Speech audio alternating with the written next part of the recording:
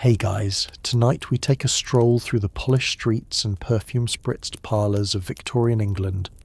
But don't let the lace curtains fool you. Beneath all that elegance, something reeks, quite literally. You're about to discover that behind every pristine glove and pressed cravat was a world of questionable hygiene, peculiar beliefs, and some downright bizarre personal habits. You won't believe this, but in some parts of Victorian society, people thought bathing too often could actually make you sicker. Alright, before you get too cozy, go ahead and smash that like button and subscribe. But only if your heart says yes, and tell me, where are you listening from, and what time is it right now? Dim the lights, get that fan going for some background vibes, and let's chill into tonight's little adventure. The gas lamps flicker to life above your head as you step into a narrow cobbled street. Horse hooves clatter by, and the wheels of a carriage squelch through something wet near the gutter. You're wrapped in a thick wool coat, trying not to breathe through your nose. Even from here, the stench of the city, the real city, crawls up into your nostrils. It's a swirling cocktail of coal smoke, spoiled meat, overworked humans, and something far worse trickling from the upstairs windows.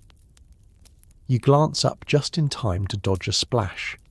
Someone above has dumped the contents of a chamber pot out the window. It was supposed to be preceded by a warning shout, "Garde low!" But this time they forgot.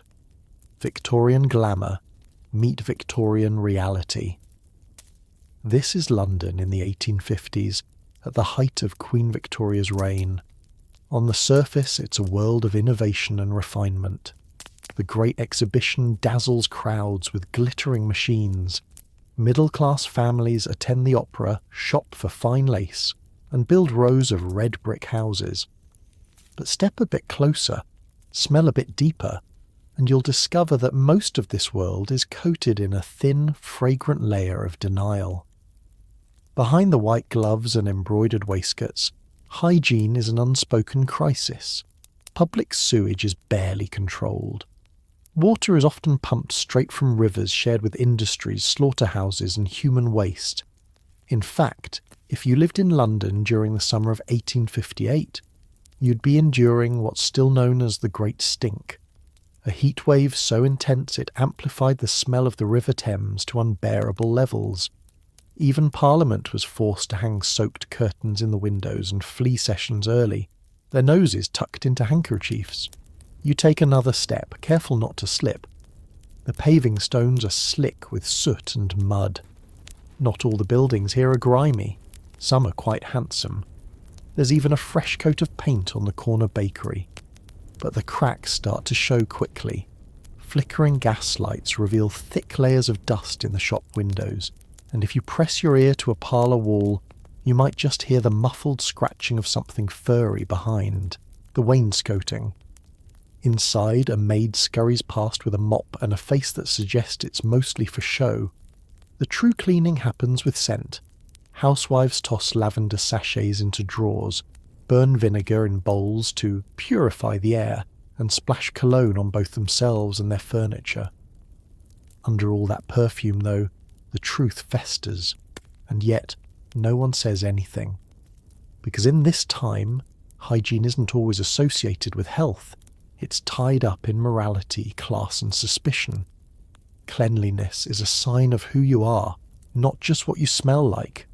And for many, soap and water are far less trusted than a strong scent and a stiff upper lip.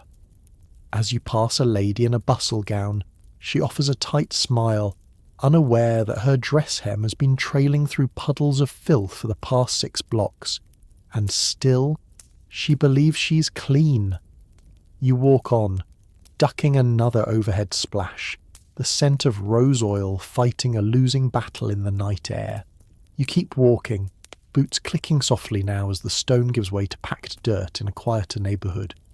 It's late, and windows flicker with the yellow-orange glow of gaslight or a coal fire burning low. Somewhere, a baby is crying. Somewhere else, a dog barks and keeps barking. But mostly there's silence. thick and sour as the air itself. In one of the nicer row houses, a gentleman removes his gloves, revealing fingers stained faintly with ink. He doesn't wash them. He rubs his hands together briskly, flicking invisible dust to the floor before reaching for his pipe. In another home, a servant is brushing a lady's hair. 100 strokes, slow and steady, but not because it's dirty. The hair, laced with goose grease and pomade, hasn't been washed in weeks, maybe months. Washing hair too often is said to weaken it, you see. It's better to comb it daily, apply a bit more oil, and pin it back in place. You pause outside a shop window displaying delicate soaps, Pears Transparent, advertised as the gentlest on skin, a product gaining traction among the rising middle class. But the irony hits. These soaps are luxury items, gifted more than used, admired for scent and appearance rather than lather. Many households still keep them locked in drawers, or display them proudly in parlours as signs of refinement, while the inhabitants scrub themselves with rough cloth and cold water on rare occasions. And public baths? Not yet. That revolution is still a few years away.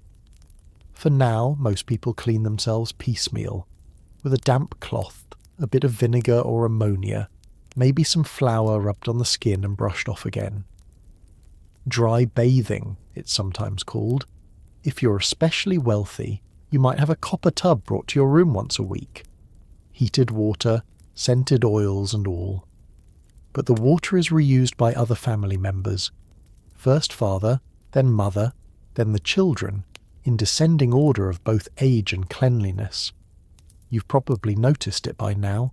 Hygiene here is not a universal practice, it's a hierarchy, and your place in society decides what you get to clean, when, and with what.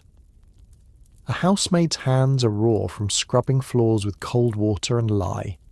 Meanwhile, her mistress dabs rose water behind her ears and complains of dampness if the air isn't properly perfumed. A rat scuttles past and you don't flinch anymore. Even the architecture works against cleanliness. Victorian homes are built for appearances and spiritual virtue, not for ventilation or sanitation. Heavy drapery traps dust. Layered carpets soak up everything that falls. Upholstered chairs harbour a museum of smells. And the fireplaces, which burn nearly constantly in cold months, belch soot into every crevice. You duck into a side alley where the night gets darker and the air grows sharper. A drunk man mutters something incoherent, trousers stained, boots mismatched. He's not out of place. His hygiene, or lack of it, might be worse than yours, but not by much. You realise that smell is the great equaliser here. No matter how much you earn or how many servants you employ, the city's rot finds its way into your pores, your hair, your sheets. There is no escaping it. And yet, they carried on, went to balls, wrote poetry, invented the telephone and built railways, all while itching, stinking, coughing and powdering over the parts no one spoke of. Maybe they didn't ignore it entirely, but they didn't fix it either. Not yet. You glance up once more. A flicker of gaslight shimmers through lace curtains. Somewhere beyond them, someone believes they are clean. Clean enough. And now, so do you. You wake the next morning, still wrapped in the same sheets you used last week. And the week before that. They smell faintly of coal smoke, sweat, and something musky you can't quite place. The sun slices through the smog-streaked window, painting golden slats across the floorboards. But don't be fooled by the glow. Outside, the city is already stirring, and so is its stench. Your first instinct is to use the loo, but this is 1850s England, and if you're not among the very wealthy, your toilet options are, let's say, creative. You glance to the corner of the room where a porcelain chamber pot sits discreetly under a ruffled table skirt. If you're lucky, it was emptied last night. If not, well, that's your problem now. You squat, do your business, and wince at the slap of sound. No plumbing here, just dignity slipping away in ceramic echoes. The chamber pot is then covered and tucked back under the table, as if nothing happened. Out of sight, out of nose. If you were staying in a lower-class boarding house, or worse, a tenement, you'd be sharing one of these pots with a whole floor. Some buildings might have a shared outhouse out back, a wooden box with a hole over a pit if you're lucky. But more often, people relieve themselves indoors and chuck the contents out the window. Yes, out the window. The phrase "gardez-l'eau," a leftover French warning meaning "watch out for the water," was supposed to be shouted before the contents splashed onto the street. Supposed to be. You throw open your window for some air, but immediately regret it. A sour blend of urine, rotting produce, and horse manure wafts up from the alley. Across the way, a woman in a petticoat casually tips her chamber pot onto the street below. You watch it fall, splash, and vanish into the grime already pooled along the curb. That liquid river. It's called night soil, and it's as charming as it sounds. Now, imagine being a dustman or night soil collector. These poor souls would arrive with large carts and ladles to scoop up human waste from cesspits, barrels, or the street itself. Some wore oilcloth coats to protect themselves, others didn't bother. You could spot them by the smell from half a block away, and their profession made them almost untouchable socially. Yet without them, the city would drown in its own filth. Back in your room, you consider washing your hands, but there's no sink. Maybe a basin with yesterday's water sits by the mirror, still cloudy and cold. A bar of soap floats inside, slick and shrinking. You rinse one hand, splash your face, and call it good. No one expects you to be fresh. They just expect you to pretend. And speaking of pretending, have you met the chambermaid yet? She's the one who empties these pots, scrubs the linens, and carries sloshing pails down creaky staircases every morning. Her hands are chapped, her apron stained, and her sense of smell permanently dulled. If she's lucky, she won't spill anything. If she's unlucky, she'll track something unpleasant across the carpet and be blamed for the odour it leaves behind. You dress in layers. Shirt, waistcoat, trousers, coat. Everything smells faintly of must and mothballs, but it's dry, so that's good enough. The concept of clean here is a spectrum, not a standard. If you're not covered in visible grime, congratulations, you're presentable. Before you step outside, you pause at the door to tie your boots. The sole of one is still crusted with something unmentionable from yesterday's walk. You scrape it on the doorstep and sigh. Time to face the streets again, where windows leak filth, alleys bubble with runoff, and you now know to look up before you walk beneath an open shutter. You step out onto the cobbled street and it's immediately clear. Today will be an obstacle course. To your left, a milk cart rumbles past, its wheels slicing silently through a stream of who knows what. To your right, a butcher tosses something red and glistening into a gutter that used to be a drainage ditch, but now just hosts a colony of ambitious flies. And directly in front of you, someone is sweeping a stoop, sending clouds of dust and bits of chicken feather straight into the morning air. You sidestep an alley where the stink gets sharper and darker. That's where the night soil men worked last night, if they bothered to show. Some parts of the city are so neglected the piles simply grow. And if you're thinking that surely someone's in charge of all this, you'd be wrong. In this era, there's no central sanitation system, no waste disposal department, no city-wide plumbing grid. The closest thing to organised public hygiene is a patchwork of overworked parishes and inconsistent bylaws, many of which haven't been enforced in years. In fact, the first real Public Health Act didn't pass until 1848, and even then most landlords found clever ways to ignore it. Why build a sewer when a hole and a wooden lid will do?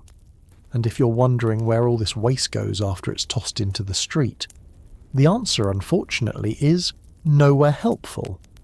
Much of it flows into open drains that lead directly to the River Thames.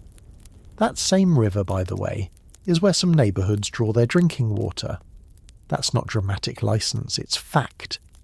The same river that receives dead cats' horse entrails and the contents of thousands of chamber pots each day is the source of many families' morning tea.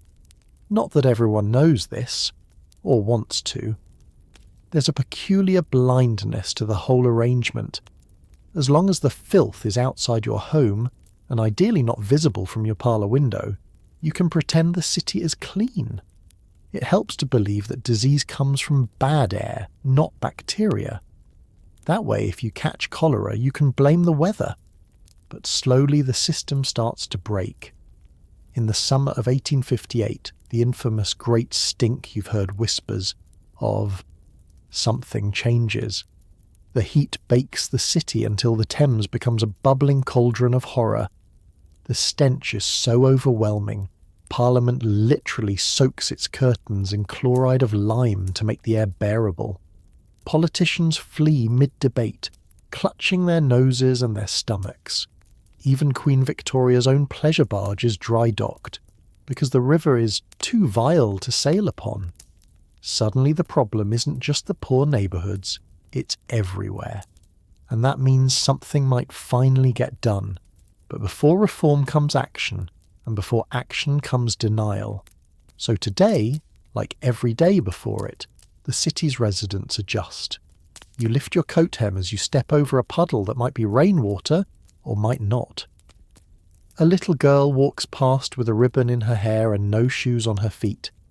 A shopkeeper tosses the morning sweepings into the gutter and wipes his hands on his apron before returning to knead dough. And as you walk further down the street, you spot something that briefly lifts your mood. A rag-and-bone man singing to himself as he pushes a cart piled with old tins, broken chairs, and half-melted chamber pots. He whistles a tune no one recognises. Maybe that's his secret. Keep moving, don't breathe too deeply, and try not to think too much about where the wheels are rolling. Because in Victorian England, the city doesn't just stink. It hums with it.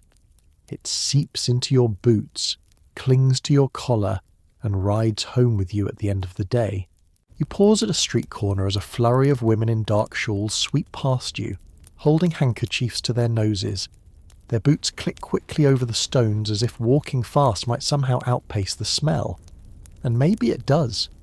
But as you watch them vanish around the bend, you notice something strange. They're all very clean, at least by Victorian standards. Their cheeks are powdered, their collars crisp, but their hands are filthy, red with cold, rough with work, lined with grime. You'll see this contradiction everywhere in Victorian England, polished on the outside, patchy underneath. Because for many people, being dirty isn't just common, it's moral. That's right. In the mid-19th century, cleanliness isn't seen as universally good. In fact, for the working class, especially in rural towns and tight tenements, too much concern for washing and grooming could be viewed as a kind of vanity, or even weakness. Water, after all, can make you ill. At least that's what the doctors say. Cold water shocks the system, opens the pores, encourages bad airs to slip inside and rattle your lungs. Better to stay dry, warm, and wrapped in wool, no matter how musty it smells. You walk past a group of coal men unloading sacks. Their faces are dark with soot, their shirts damp with sweat. One of them sneezes loudly, wipes his nose with his sleeve, and then cheerfully passes around a meat pie. No hand washing, no pause, just a shared meal in the fog of filth. And they're not sick, at least not yet. There's a strange pride in it, this grimy endurance. To survive the workday and come home with blackened fingers and coal-ringed nostrils is to prove yourself. You're strong, you're hearty. You're not one of those soft perfume types who bathe too often and catch colds from damp hair. Remember that lady who dumped her chamber pot with such precision? She probably hasn't bathed in days, but she dabs her temples with lavender water and presses rose petals into her gloves. To be dry and scented is enough. To be wet is suspicious. This belief isn't just personal, it's institutional. Some schools ban bathing for children during winter months. Too dangerous. Hospitals occasionally discourage frequent washing for invalids. Best to conserve warmth, protect the skin, and apply only the lightest of spongings with vinegar or spirits. Water, after all, is still largely untrustworthy. It might carry disease, or worse, disrupt the body's delicate balance of humours. Of course, the upper classes are beginning to change. They're starting to flirt with new ideas about hygiene, thanks in part to the growing whispers of germ theory.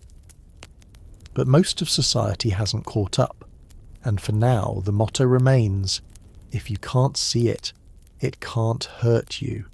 You pass a line of boys playing marbles near a butcher's stall. One of them picks his nose, wipes it on his sleeve, then rolls a marble through a puddle that may or may not be animal blood. No one says a word. A few women pass by and nod politely, their skirts grazing the edge of the mess, absorbing a little more of the street as they go. You can't help but laugh, quietly, inwardly. Because if you weren't trying to sleep to this story, you might be trying to block it out. But there's something oddly comforting about how human it all is. Messy, superstitious, hopeful. The Victorians might fear water, avoid soap, and worship dried lavender like a charm, but they're doing their best, one grimy day at a time. You duck into a narrow side lane to escape the press of carts and feet, only to find a laundry line stretched across your path, thick flannel drawers fluttering like surrendered flags in the breeze. A woman leans from an upstairs window, clothespins clenched between her teeth, her sleeves rolled high and her forearms streaked with ash. She's one of the few today who's dared to confront the great enemy, water, but you wouldn't call her clean. She's rinsing garments in a bucket of grey, soapy liquid that's already seen too many washes. It smells faintly of lye, sweat, and boiled onions. She wrings a shirt so fiercely it squeaks, then slaps it against the sill with the finality of someone exorcising a demon. Down below, another neighbour tips a kettle of used dishwater into the gutter, adding to the stew. Steam rises, and with it, a new wave of street perfume. Cabbage, tallow, pipe smoke, horse dung. It's hard not to gag. And yet, for many Victorians, this is simply the rhythm of the day. Filth isn't shocking. It's expected. It clings to your boots, coats your lungs, nestles into your collar seams like a second skin. It's part of the city's heartbeat. The idea of sterilising every surface, or even your own body, just doesn't make sense yet. Not when filth is everywhere. Not when it's normal. You walk past a newsboy hollering headlines. The latest cholera outbreak has claimed 27 lives in a nearby slum. No one stops to listen. These deaths are background noise now, filed away under God's will or foul air. Few make the connection between disease and the grime in their own homes. Even fewer believe it could be prevented. Instead, the conversation, when it happens at all, tends to revolve around morality. Dirty homes are a sign of laziness. Sick children mean inattentive mothers. If your parlour smells, it reflects your character, not your environment. Cleanliness is tied to class and virtue, not microbes or soap, which explains why many people walk around with their heads held high and their hands unwashed. A gentleman with muddy boots might still be respected, so long as he speaks properly and keeps a cravat at his neck. A factory girl with polished nails might be laughed at for her airs. It's not about being clean, it's about knowing your place. And for those too poor to pretend, there's always the workhouse where you might finally get a proper scrub, not for your benefit, mind you, but to make you more manageable. Before children were admitted, they were often bathed, deloused and dressed in regulation clothes. Not because anyone cared about their comfort, but because lice spread and smell offends. You peer into a bakery and catch the scent of bread. For a moment the city doesn't seem so foul. But then you notice the baker's apron, streaked with flour and fingerprints, and the cracked wooden counter, gleaming with a patina of grease. That loaf you're eyeing? It was probably kneaded by hands that haven't seen water since yesterday, or longer. Still, the line stretches around the corner. People buy, people eat, people live, and the dirt stays. You step out of the lane and back onto the main road. Your boots are damp now. You don't look down to check why. Instead, you keep walking, just like everyone else, pretending that the stink isn't real, that the filth isn't crawling slowly up your coat hem, and that the strange wet spot on your sleeve is probably just water. Probably. It's finally your day off, and you've decided, against better judgment, that today you'll bathe. That means boiling water, buckets and buckets of it. There's no twist of a tap here, no ready geyser of hot bliss. Just a grimy kettle perched over a coal fire, hissing slowly as it begrudgingly heats. The fire is smoky, the room is draughty, and the water takes nearly an hour to warm. By the time it's ready, you're already sweating from hauling the bucket upstairs. The tub sits in the middle of your bedroom floor, tin, dented, and just wide enough to make sitting feel like folding yourself into a tea kettle. You throw open the window to vent the steam, and instantly regret it. Cold air blasts your spine, bringing with it the sound of a neighbour gagging violently out their window and a dog barking at nothing. Still, you're committed now. You pour the water into the tub and wince as it hits the metal with a splash that seems far too small for your effort. It's barely enough to cover your ankles. You add another bucket, then another. Still shallow, still lukewarm, but it's now or never. You strip, grit your teeth, and step in. And then you sit. And then you think, this was a mistake. The water cools immediately, your knees poke out at the top like frozen little cliffs, and the smell rising from your own skin is a complicated blend of last week's coal dust, pipe smoke, and the faintly sweet tang of old sweat. You scrub yourself with a piece of yellow soap that squeaks when it touches your skin, as if protesting its own fate. The soap stings your knuckles, too much lie, and leaves behind a squeaky dry feeling that might pass for clean. You dunk your hair, quickly, before the chill catches your chest. The water runs down your back like melted ice, making you gasp. There's no shampoo, just another pass of soap. You lather what you can and rinse with a cup dipped into the increasingly brown tub. You try not to think about how this same tub will be used by someone else in your family next. The water will be reheated maybe, topped off with a kettle, but it will remain essentially the same water, cloudier with each new body that enters. This was the norm, even in middle-class homes. Bathing, if it happened at all, was a shared ritual. First the father, then the mother, then the children, down in order of importance and up in order of filth. By the time the youngest got in, the bath was more of a lukewarm stew than anything else. You reach for the ragged towel and dry off quickly, teeth chattering.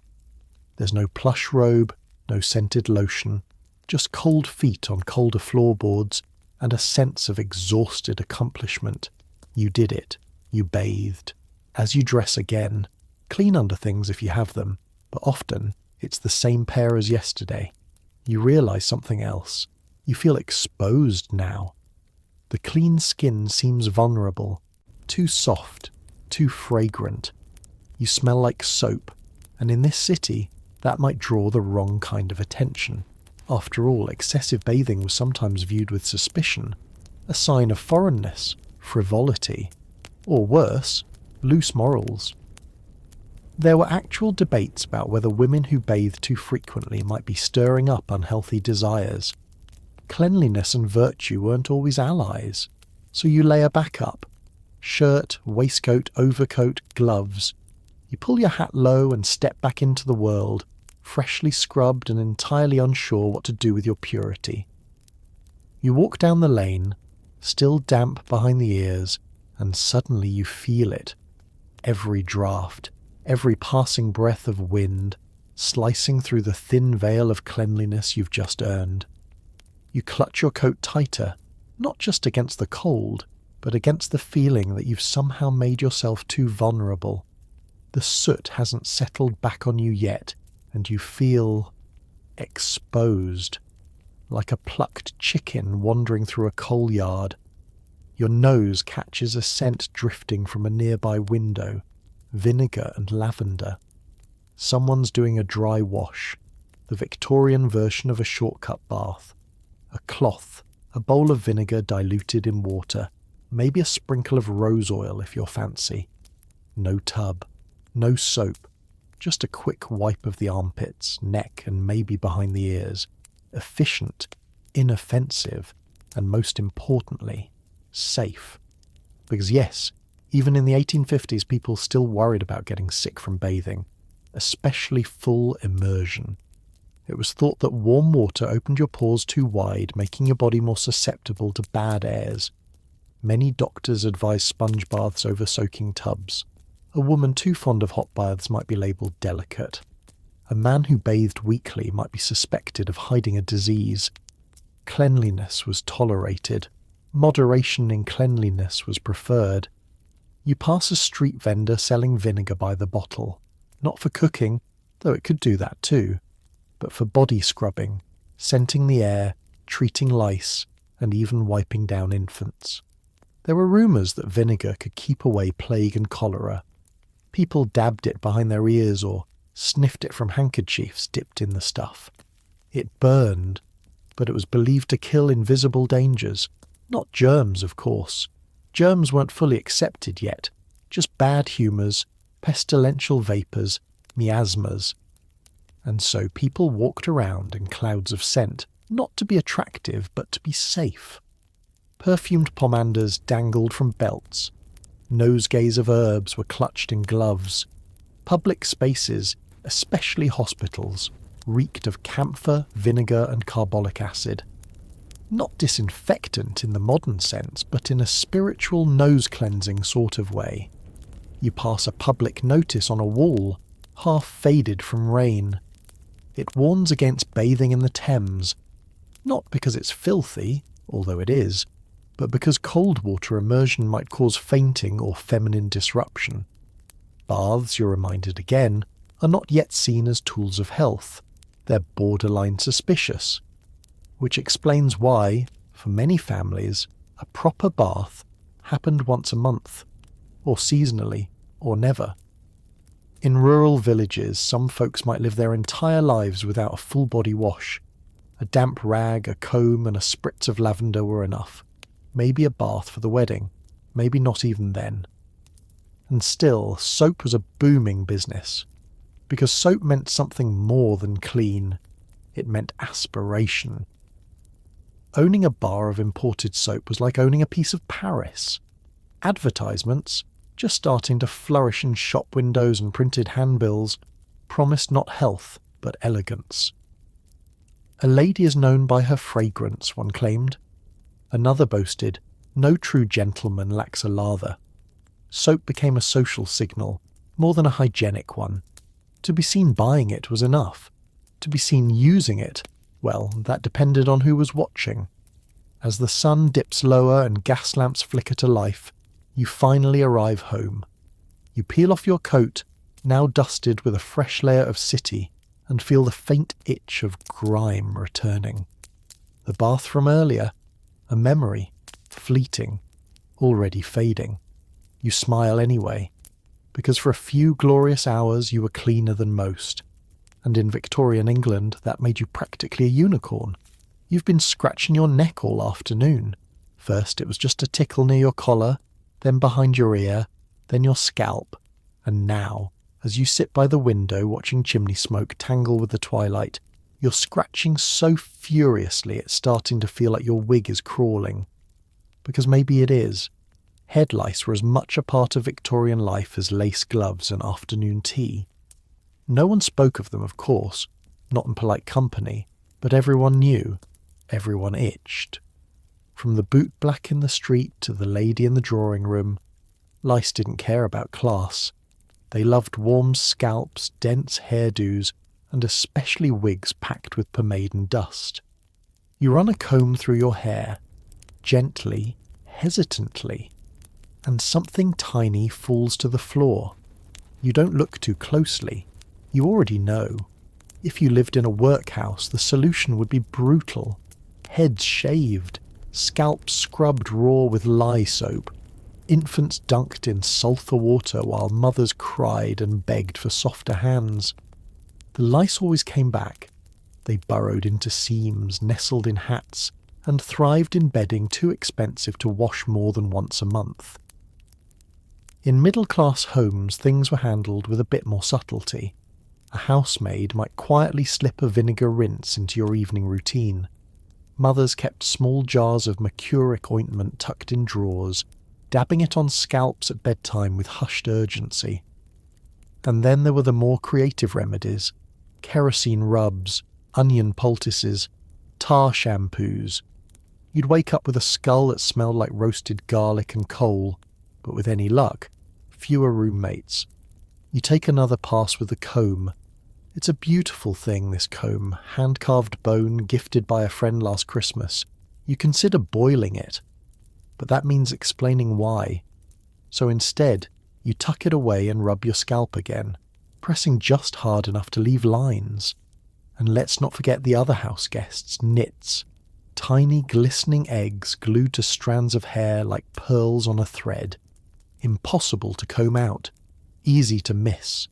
A single missed nit could restart the whole nightmare in a week.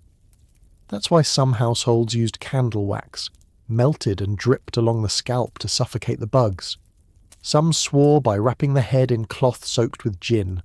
Others simply wore their hair up and hoped for the best. Men weren't spared either. Beards could harbour colonies if not groomed properly, and with so many men applying wax, oil and even honey to their facial hair, they were essentially building luxury condos for lice. You pass an old man on the street, his whiskers curled into a majestic handlebar. He tips his hat. You smile politely and then wonder how many insects might be waving back. The worst part? This wasn't even considered abnormal. Lice were like the weather, unpleasant, universal, and only occasionally discussed. You could dress it up with perfume, pretend the itching was just a flake of dandruff, or carry a silk fan to artfully scratch your neck. But everyone knew, everyone scratched, and if you didn't, well, that was suspicious. You glance at the cushion behind your back. It's embroidered. Lovely. Probably teeming. You finally give in and examine your bedding, the cushion, the pillow, the wool blanket you've been wrapped in for weeks. There's a faint dusting of something along the seams. Maybe lint, maybe not. You don't have a magnifying glass, but your imagination provides all the detail you need. You picture tiny legs, translucent shells, clusters of eggs like pale grapes clinging to fabric. The truth is, your bed is probably alive, and not just with lice. Bedbugs, fleas, and even mites were common nightly companions for Victorians of all stripes. You might remember the old nursery rhyme whispered to children as they were tucked into beds that scratched and bit back. Sleep tight. Don't let the bedbugs bite. That wasn't just a poetic flourish, it was a grim reality. You lift your sheet and inspect the mattress underneath. It's stuffed with horsehair and straw, held together with linen ticking and good intentions. No plastic, no sealing, no real protection. If bedbugs find their way in, and they always do, they make themselves comfortable for generations. And you? You wake up with dots on your arms, itchy welts on your ankles, and a growing sense of despair. Some families tried to fight back. The wealthy might hire a specialist, a man with a brass tank strapped to his back, who would pump poisonous vapours through the bed frame while muttering incantations of science and superstition. Others sprinkle their sheets with powdered mercury or soak the corners in turpentine. But for most people, the solution was simpler. Beat the mattress, shake the sheets, and hope you caught more than you missed. You remember a friend mentioning a trick. Wedge dried mint leaves between the layers of your bedding. Or if you're desperate, onion skins. Supposedly the smell drove the pests away. More often, it just drove away sleep. You rub your neck again. That same sensation, that faint, ghostly crawl, returns. Maybe it's real. Maybe it's just your imagination. But in this world, even imaginary itching spreads fast. Children fared no better. In crowded tenements, dozens might sleep in a single room. Lice and bedbugs moved freely from head to head, sheet to sheet. Some mothers shaved their daughters' heads entirely, not for vanity, but for survival. Others tied kerchiefs tight at night, hoping cloth could shield them from what lurked in the dark. Schools didn't help. Hats hung on pegs side by side, coats touched, desks were shared. Outbreaks of nits swept through classrooms like wildfire. If you were lucky, you got a vinegar rinse. If you weren't, you got blamed. Because here's the cruel twist. Having lice wasn't just uncomfortable, it was shameful. Even though almost everyone had them, it was still seen as a personal failing. A mother whose child scratched too often was judged. A servant caught with nits might lose her post. Hygiene might not have been universal, but judgment certainly was. You lie back against your pillow and stare at the ceiling, now acutely aware of every twitch and tickle. Somewhere in the plaster above, you hear the faint scurry of something with paws. Maybe a mouse, maybe something smaller. You close your eyes, but you don't fall asleep. Not yet, not tonight. Because now you've remembered what Victorians lived with every night. The constant invisible invasion. The crawling, the scratching, the polite silence. And still, somehow, they slept. The morning begins, as it always does, with a scream. Not yours, but close. It echoes from the next room, where young Thomas, the neighbour's boy, has just had his ears scrubbed with a bristle brush and a cold slap of lye soap. You hear his mother scolding him between swipes. "Stand still, you mucky little ragamuffin. You're not going to school looking like a chimney sweep's boot." Which is ironic, because he is a chimney sweep's apprentice. Children in Victorian England, especially those from poor or working-class families, weren't just dirty. They worked in dirt. They crawled through soot-clogged chimneys, slopped around in dye houses, hauled coal, sorted rags, cleaned fish, and scraped boots, all before the age of 10. Bathing was rare, partly because it was impractical, but mostly because it never lasted. What was the point of washing a boy who'd be black with soot again before breakfast? You peer out your window and spot Thomas trudging down the lane, his face freshly scrubbed but his fingernails still rimmed in black. His mother has done her best. His collar is crooked but stiff with starch, and someone's attempted to part his hair with what looks like axle grease. You remember being that age, or maybe you just imagine it. The sting of soap in your eyes, the icy shock of cold water from the pump, the stiff, scratchy towel that rubbed more than it dried. Some Victorian children dreaded bath time more than the cane, not because they were lazy, but because bathing, in many homes, was punishment in disguise. Public sentiment toward children and cleanliness was deeply contradictory. On one hand, dirty children were seen as a disgrace, a reflection of bad parenting, bad morals, or bad breeding. On the other hand, society seemed determined to keep them filthy. Employers didn't care if little hands were raw or faces were smudged. They cared about output, work, silence. Some schools preached cleanliness as a form of character building, but even then, clean usually meant your boots were polished and your hair was parted. If your socks stank or your shirt stuck to your skin, no one noticed, unless you were caught scratching in class. You recall stories of boarding schools where boys lined up for their weekly baths, trembling in threadbare nightshirts. The water was cold, the soap was thin, and the tubs, shared by dozens, were rarely emptied between children. Lice spread like rumours. Rashes bloomed. Teachers barked orders to wash properly, but gave no clean towels to dry off with. And the girls, they had it worse. Too clean, and they were called vain. Too dirty, and they were scolded as wild. Their long hair, rarely cut, became a breeding ground for nits. Combing was painful. Washing was rare. Most families braided it tightly and hoped for the best. You see a girl now passing by your stoop with a basket of laundry.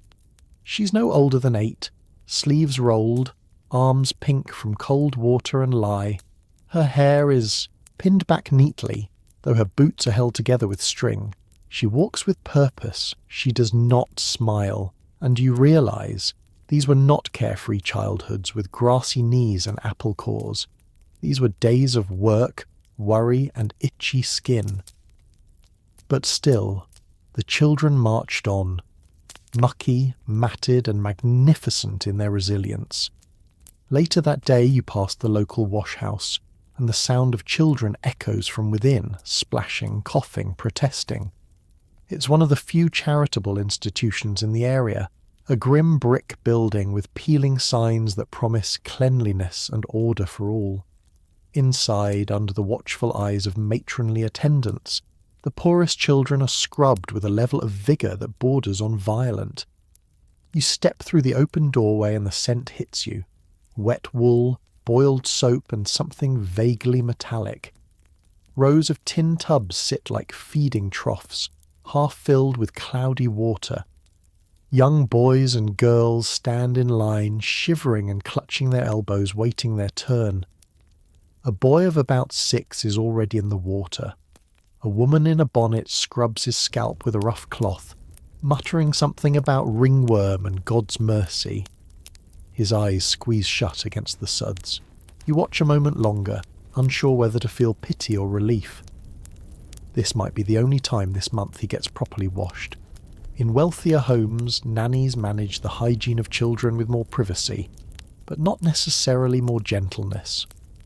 A governess might insist on daily face washing, fingernail inspections, and a spoonful of castor oil to clear the system.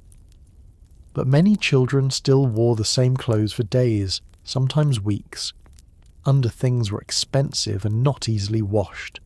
Bathing was scheduled, not spontaneous, and often accompanied by strict discipline. And yet, Victorians adored children in theory. Portraits showed them angelic and glowing, posed with flowers or toys. Literature praised their innocence. Queen Victoria herself doted on her many children. But the reality was rougher. The daily dirt of childhood was accepted as inevitable, something to be corrected in adulthood, but rarely interrupted while it was happening.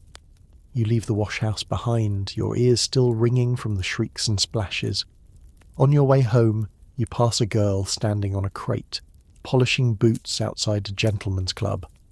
Her hair is neat, but her hands are black. She spits lightly on the toe of a leather shoe and rubs it with a scrap of cloth. The man inside doesn't notice her. He probably doesn't see her at all. That's the thing about Victorian children. They were everywhere and invisible all at once. Their dirtiness was expected, normalised, a backdrop to adult lives. Only when their filth offended a customer, a landlord or a teacher, did it become something worth scolding, rarely worth solving. You remember a story you overheard once, of a young orphan in a mill town who was bathed only once a year. The rest of the time, her skin was kept sealed beneath layers of clothing, soap never touching her back. When the annual bath came, her skin blistered, not from infection, but from unfamiliarity. Water, when finally used, had become the shock, not the cure. Back in your room, you sit on your bed and glance at your own feet. They're not pristine. You haven't changed socks in 2 days. But compared to the children on the street, you're practically a model of cleanliness.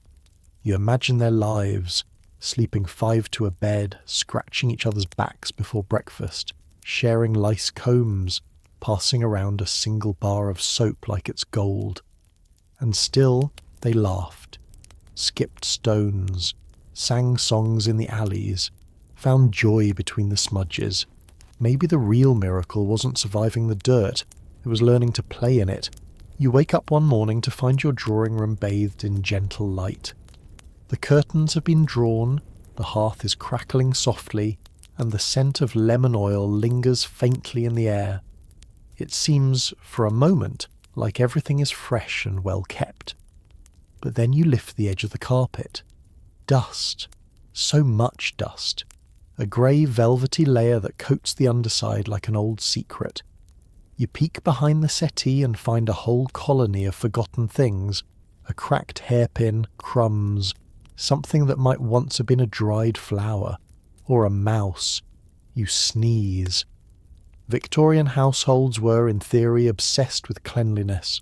Housewives kept detailed ledgers of laundry days, scrubbed steps and dusted mantles. But cleanliness was about appearance, not sanitation. As long as the parlour looked proper, no one needed to know that the rug hadn't been beaten in a year, or that under the bed lay a mat of human hair thick enough to knit. You fetch a broom.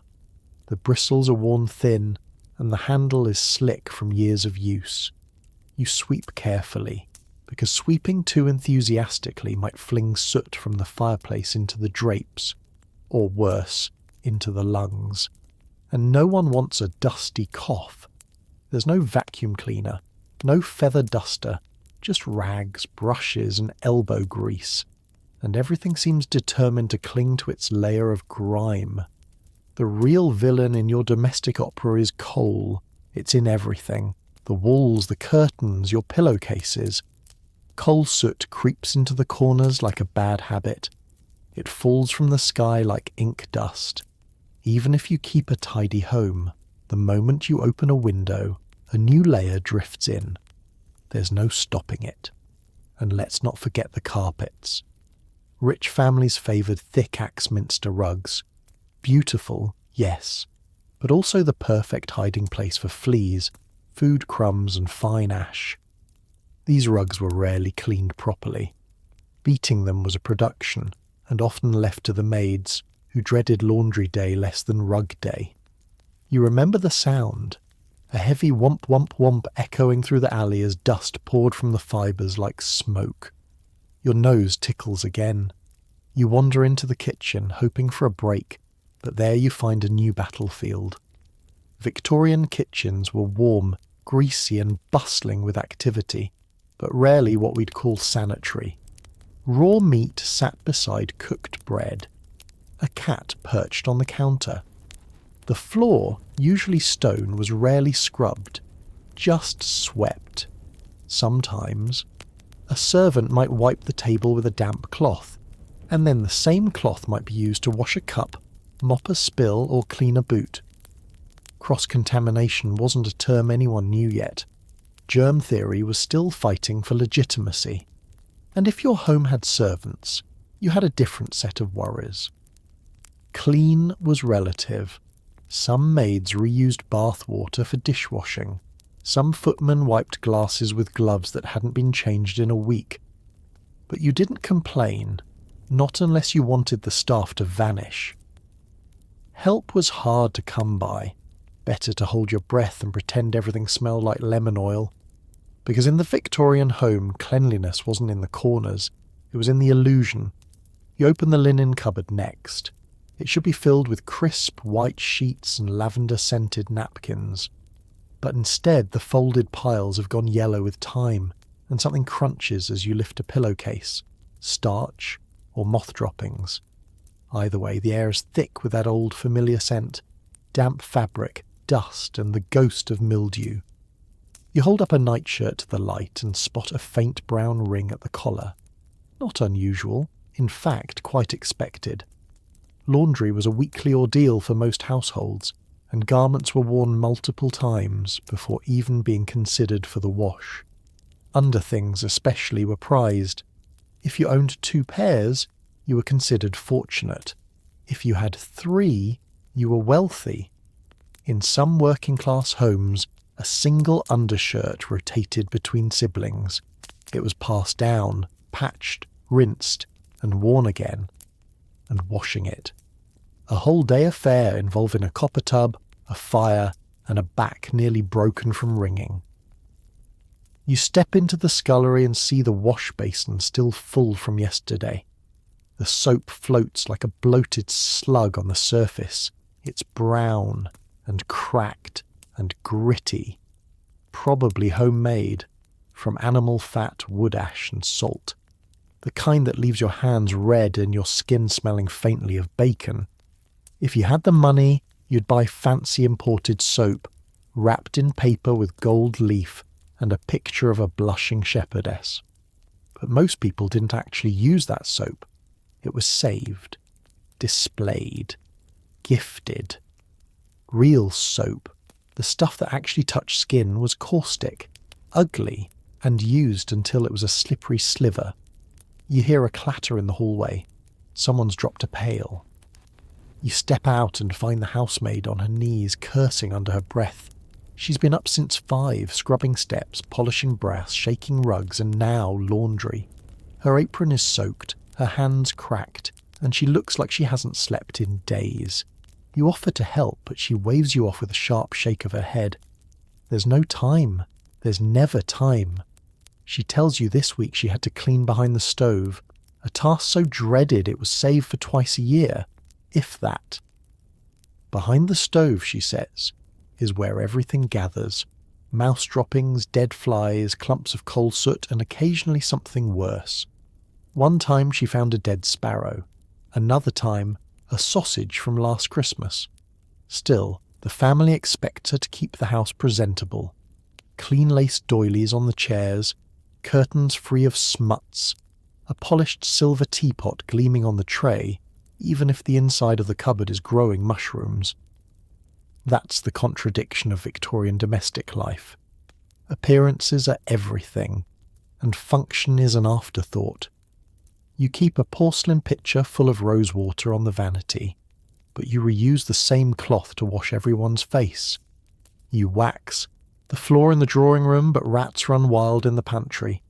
Your front steps are scrubbed twice a week, while the kitchen drain smells like something died in it last spring. Something probably did. You thank the maid and return to your room, brushing invisible dust from your sleeves.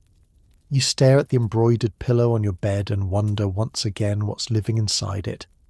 Then you fluff it anyway and lie back with a sigh. The ceiling is cracked, the lamp flickers, and the faint smell of gas leaks into the room like a lullaby. But everything looks clean, and in Victorian England that's what counts. Laundry day arrives with all the grace of a battlefield. You're awakened before dawn by the rhythmic thump, thump, thump of someone hauling the copper boiler into place. Outside, chimney smoke already snakes into the sky, and the back courtyard is alive with steam, wet linens, and women shouting over the hiss of boiling water. This isn't a quiet, delicate affair. It's industrial, violent even.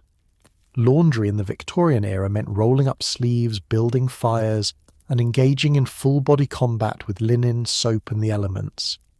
You stumble downstairs, bleary-eyed, and find the housemaid stirring sheets in a bubbling copper tub with a wooden paddle nearly as tall as she is. Her face is pink with steam, her hands chapped raw. And it's only 7 a.m, she explains between grunts, that washing is done in batches. Whites first, then coloureds, then underthings, which are often too embarrassing to hang outside. In wealthier homes, even the drying of drawers was a delicate issue. Ladies' unmentionables were draped behind other laundry or hung indoors to preserve modesty, lest the neighbours gossip about a frilly petticoat fluttering in public view. You glance toward the drying line and notice something curious. hardly any undergarments at all. Instead, a parade of sheets, trousers, stockings and nightgowns wave solemnly in the breeze like surrender flags. Somewhere behind the kitchen, you know the more private items are tucked discreetly between aprons and pillowcases, shielded from wandering eyes. You offer to help. The maid hands you a scrub board and a bar of soap that smells like wet pennies and ashes. You dip a stained collar into the wash basin and begin to scrub, the fabric rasping against the metal ridges until your knuckles throb. The stain doesn't budge. She shrugs. It'll fade, or it won't. Some marks, like soot or body oil, are simply permanent, especially without bleach, which is expensive, or with it, but then you risk eating holes in the fabric. Next comes rinsing, which involves dunking the clothes in fresh water, if it can be called that. It's cold, grey, and smells faintly of iron, then wringing. Two people twist a sheet together like a broken rope until the water drips free, and the fabric droops like a defeated ghost. Ironing is the final frontier, and it's not for the faint of heart. Heavy cast irons are heated over the fire, tested with a sprinkle of water, then applied to the garments with the same delicacy one might use to flatten a squirrel with a roof tile. Burns are common, scorch marks even more so, and still it must be done. Wrinkles are a sign of laziness. Smooth clothes, no matter how dirty underneath, project dignity. You sit back, exhausted, and watch steam rise from the piles of damp laundry. It clings to the ceiling beams, curls around the hanging bunches of lavender, and settles into the furniture. The whole house smells of lye, heat, and damp cloth, a scent both satisfying and slightly sickening. The maid coughs into her sleeve. "We'll do it again next week," she says, already dragging the washtub toward the drain. And you realise, in this world, cleanliness isn't something you achieve, it's something you chase, week after week, stain after stain, until the fabric frays or the water runs red from your own hands. After the sheets are hung and the last socks pinned like damp bats across the line, you and the maid slump beside the hearth, watching the coals flicker. Her arms tremble from wringing. Your palms sting. Every muscle feels like it's been through a siege. And then, just as you begin to relax, the wind picks up. You both rush outside too late. One corner of the drying line has collapsed under its own soggy weight. A half-dried nightshirt now lies face down in the mud. A sock has vanished entirely. The fitted sheet, one of the few without holes, has wrapped itself around a chimney flue like a tragic flag of surrender. The maid doesn't curse. She just breathes in through her nose, exhales, and begins again. In Victorian England, laundry wasn't just a task. It was a gamble. A sudden rainstorm, a gust of coal ash from a neighbour's fire, even a bird with poor aim could undo an entire day's work. There were no dryers, no stain removers, and certainly no backups. What you had was what you wore, and if it wasn't dry by morning, well, you wore it anyway. Back inside, the remaining damp clothes are draped over wooden racks, chairs, even the backs of doors. The house now resembles a ghost convention. Sheets balloon with every draught, stockings dangle like withered sausages, and steam condenses on every surface. The wallpaper begins to curl at the corners. You take a moment to study the undergarments more closely. A pair of drawers, long, buttoned, heavily patched. Not exactly seductive. Victorian underwear was built for practicality, warmth and modesty. For women that meant layers, chemise, drawers, corset, petticoat. Men fared no better. Flannel underpants, undershirts, socks that took days to dry. None of it was easy to clean. Most of it, frankly, wasn't cleaned very often. Why? Because underwear wasn't designed to be changed daily. For many, once a week was ambitious. Twice a month, acceptable. Some families shared undergarments across siblings. Some didn't wear any at all. and yet these garments were the most closely guarded. They were never discussed openly, never seen fluttering on a front line. A woman's chemise might be dirtier than the soles of her boots, but she'd rather die than let it show. The illusion of respectability mattered far more than actual sanitation. You step over a pair of drying bloomers and nearly slip on a puddle. A bucket of rinse water has overflowed near the stove, soaking into the floorboards. You mop it up with a rag that was, until recently, a hand towel. Everything in the house serves at least 3 purposes. As night falls, the damp smell intensifies. The windows fog. The furniture sulks under the weight of cloth, and still the house must look clean when guests arrive tomorrow. So the maid smooths the tablecloth. You adjust the curtains. A vase of wilting flowers is moved into view. From the doorway, the room glows with the illusion of order. But you and the house both know the truth. Clean, in the Victorian sense, is a performance. It's the act of making the visible world appear spotless, even as the hidden world grows musty, buggy, and sour beneath the seams. You sit beside the hearth again, your hands still damp, and try not to breathe in too deeply, because behind the scent of lavender, there's still the faintest whiff of mildew. You're invited to tea at Mrs. Fairchild's today, a woman known in the neighbourhood for her impeccable taste and delicate constitution. Her drawing room is always freshly perfumed, her furniture upholstered in pale florals, and her doilies starched into sharp perfection. You dress in your cleanest coat, dab a bit of bay rum behind your ears, and brace yourself. Because you know this visit won't smell like tea, it will smell like everything else trying to cover up what tea cannot. As you step into her home, you're immediately enveloped in a cloud of rose oil, lemon verbena, and something powdery that clings to your throat like lace soaked in talc. The effect is dizzying. There's no breeze, no ventilation, just a slow circulating blend of perfumes, pomanders, scented candles, and dried herbs hanging discreetly behind the curtains. A cluster of lavender sachets rests in a bowl by the fireplace, wilting under the heat. Mrs. Fairchild greets you in a high-neck dress that likely hasn't been laundered since last month. But it doesn't matter. She's perfumed to the heavens. Her wrists, her collarbone, her gloves. The scent seems to speak before she does. She gestures for you to sit, and as you lower yourself into the upholstered armchair, your nose brushes the air above a cushion. Cloves and something faintly medicinal. Perhaps camphor. Perhaps a forgotten cat.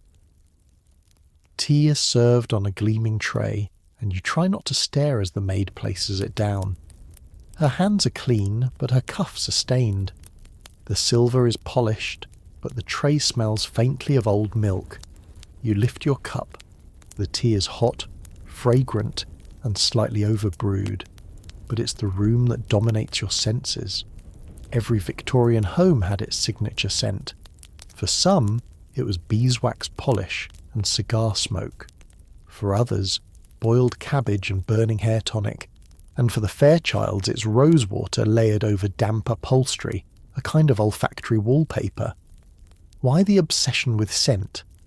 Because Victorians believed deeply in the power of miasma, bad air. Long before germ theory took hold, it was thought that foul odours carried disease. The logic was simple. If it smells rotten, it is rotten. So people doused themselves, their rooms, their linens, and even their handkerchiefs in strong scents to protect from illness. You once heard of a man who stuffed orange peels up his nostrils during a cholera outbreak. Another who wore a vinegar-soaked sponge in a silver locket around his neck. And in polite homes, the go-to remedy was perfume. Not the delicate floral spritz we think of today, but aggressive, musky blends designed to dominate a room. Civet, ambergris, patchouli, scents so bold they could mask a rotting chamber pot behind the curtain. Sometimes they had to. You sip your tea, the cup is dainty, the biscuit stale. Across the room, A pot of hyacinths wilts from too much sun. Mrs. Fairchild talks about the weather, her nerves, the unfortunate odour coming from the neighbour's stable. She clutches a lace-edged handkerchief to her nose. It smells like violets, faintly. You wonder what her home smells like when she's not expecting guests. You probably don't want to know. You finish your tea and attempt a polite smile as Mrs. Fairchild leans closer, dabbing at her temples with a lavender sachet. She calls it her nervous cushion, a small embroidered pillow filled with dried herbs, always within reach for emergencies like bad news or the smell of fishmongers. You glance around her sitting room and notice the layers. Beneath the lace and flowers lie bowls of potpourri, cotton-stuffed crocks with cloves, and glass vials labelled in flowing script. Spirit of myrrh, essence of violet, Hungarian water. One shelf even has a stick of what appears to be frankincense. The past, it seems, refuses to stay buried. It just gets repackaged in rose petals. Even the wallpaper seems to participate. Many Victorian wallpapers were laced with arsenic-based pigments, especially the popular green patterns. When they grew damp, as homes often did, the mould fed on the arsenic, releasing a faintly sweet, dangerous miasma. Guests wouldn't suspect. They'd simply notice the room had a lovely scent, and wonder later why their headaches lingered. You press your palm discreetly against the armrest of the chair. The fabric is slightly tacky. Scented furniture was common. People rubbed lavender water into upholstery, sprinkled sachets beneath cushions, or kept cotton balls soaked in cologne inside hollowed chair legs. But all these efforts could only do so much, because lurking beneath the perfume is always the truth. Rot, mildew, sweat, soot. Mrs. Fairchild rises to offer you a tour of her new parlour. You follow her through narrow doorways, each threshold marked by a new scent. One room smells of beeswax and tallow candles. Another, her husband's study, carries the rich tang of tobacco, ink and leather polish. It's overwhelming, like walking through a museum of human effort to cover decay. In the hallway, a servant quietly sprinkles rosewater along the baseboards. The maid does this daily, apparently, believing it keeps the bad airs down, and in a way she's right. It certainly covers the smell of the drains. In homes without proper plumbing, the smell of the privy often wafted upward from the cellar.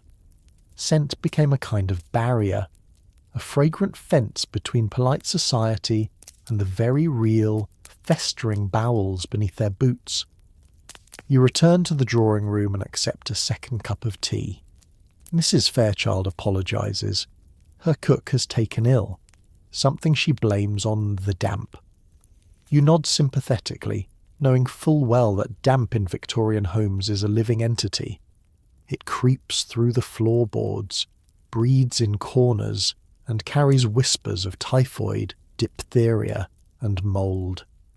No perfume can silence it for long. Before you leave, she offers you a parting gift, a bundle of dried roses tied with ribbon. You thank her, holding it carefully as you step into the cool air outside. The contrast is jarring. The city may stink of soot and waste, but at least it's honest. You inhale deeply and catch a whiff of horse manure, chimney smoke and baking bread. And underneath it all, a trace of something else. Your own shirt still holding the ghost of Mrs. Fairchild's parlour, a dense blend of flowers, powder and hidden mildew. You walk home slowly, wondering just how many layers of scent it takes to forget what lies beneath, and how long until you stop noticing altogether. You've never liked visiting sick rooms, but in Victorian England, avoiding them is nearly impossible. Illness lurks in every draught, every puddle, every shared teacup, and when it comes fast. Today, you've been asked to bring broth to a neighbour, a woman who's taken to her bed with a cough that's gone from annoying to alarming in less than a week. You brace yourself as you step into the hallway. The door to her bedroom is already ajar, and the smell hits you like a curtain. Vinegar, sweat, and something sweet and sour that turns your stomach slightly. The room is dim. Windows are closed tight, on purpose. Fresh air is still seen as dangerous. Most believe that illness enters through bad air, so the first thing people do when someone falls ill is seal the room. The curtains are drawn. The fireplace chokes on damp coal, and a wet towel has been stuffed into the gap beneath the door. To keep the miasma out, her sister whispers, adjusting a bowl of onions placed under the bed to absorb the poison.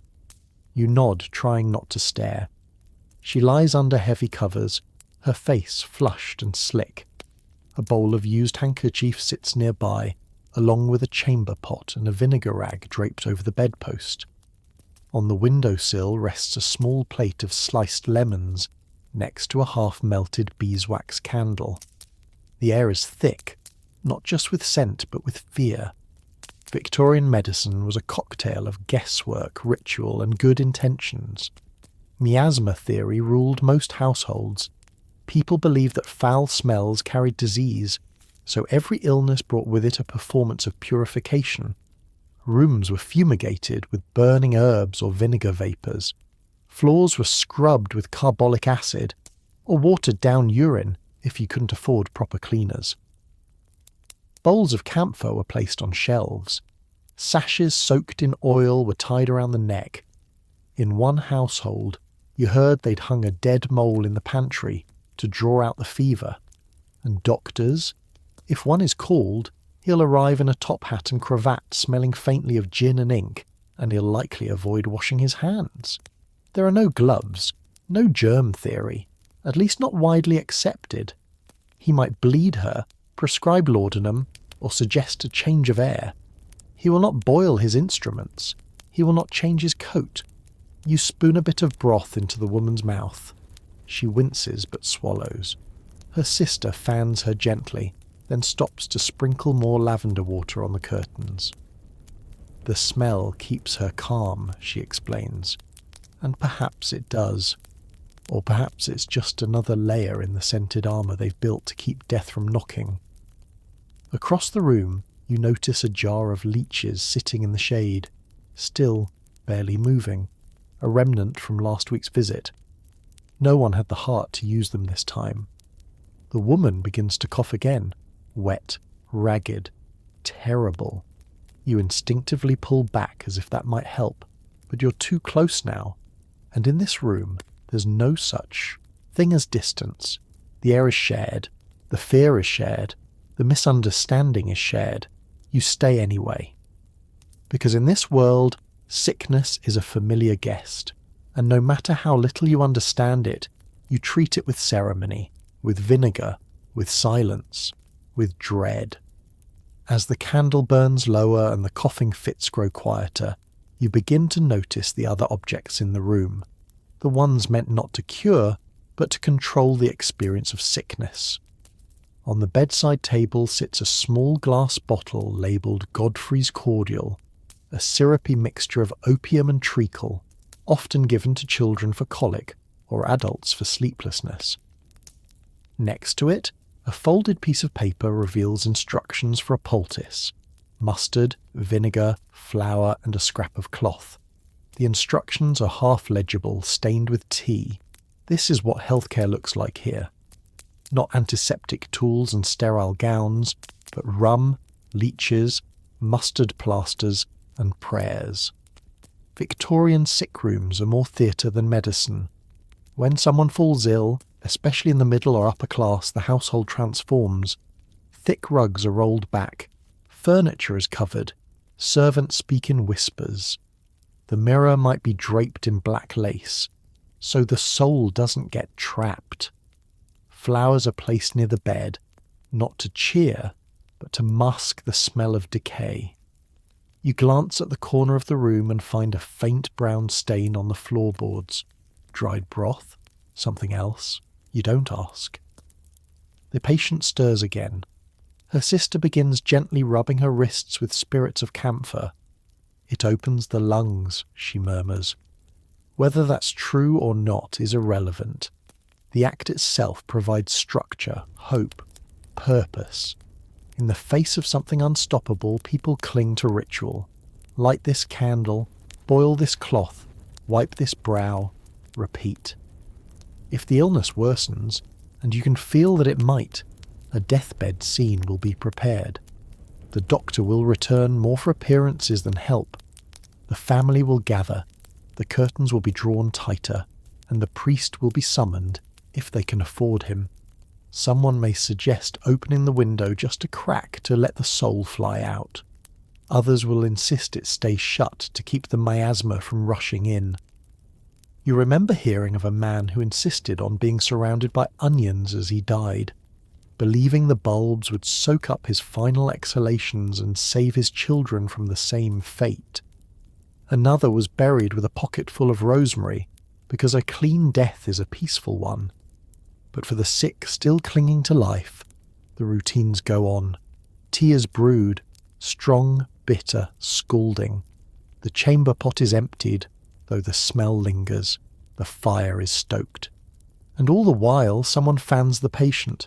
Someone watches the chest rise and fall. And someone, always, wonders if today will be the last day they wash this person's face. You quietly step out of the room and close the door behind you. The hallway feels like another world, brighter, less humid, and free of lavender stench. You wash your hands in the scullery basin, even though no one told you to. Even though, according to most doctors, it isn't necessary. The water is cold, the soap harsh, but something in you insists. And as you dry your hands on a towel stiff with starch, you realise something.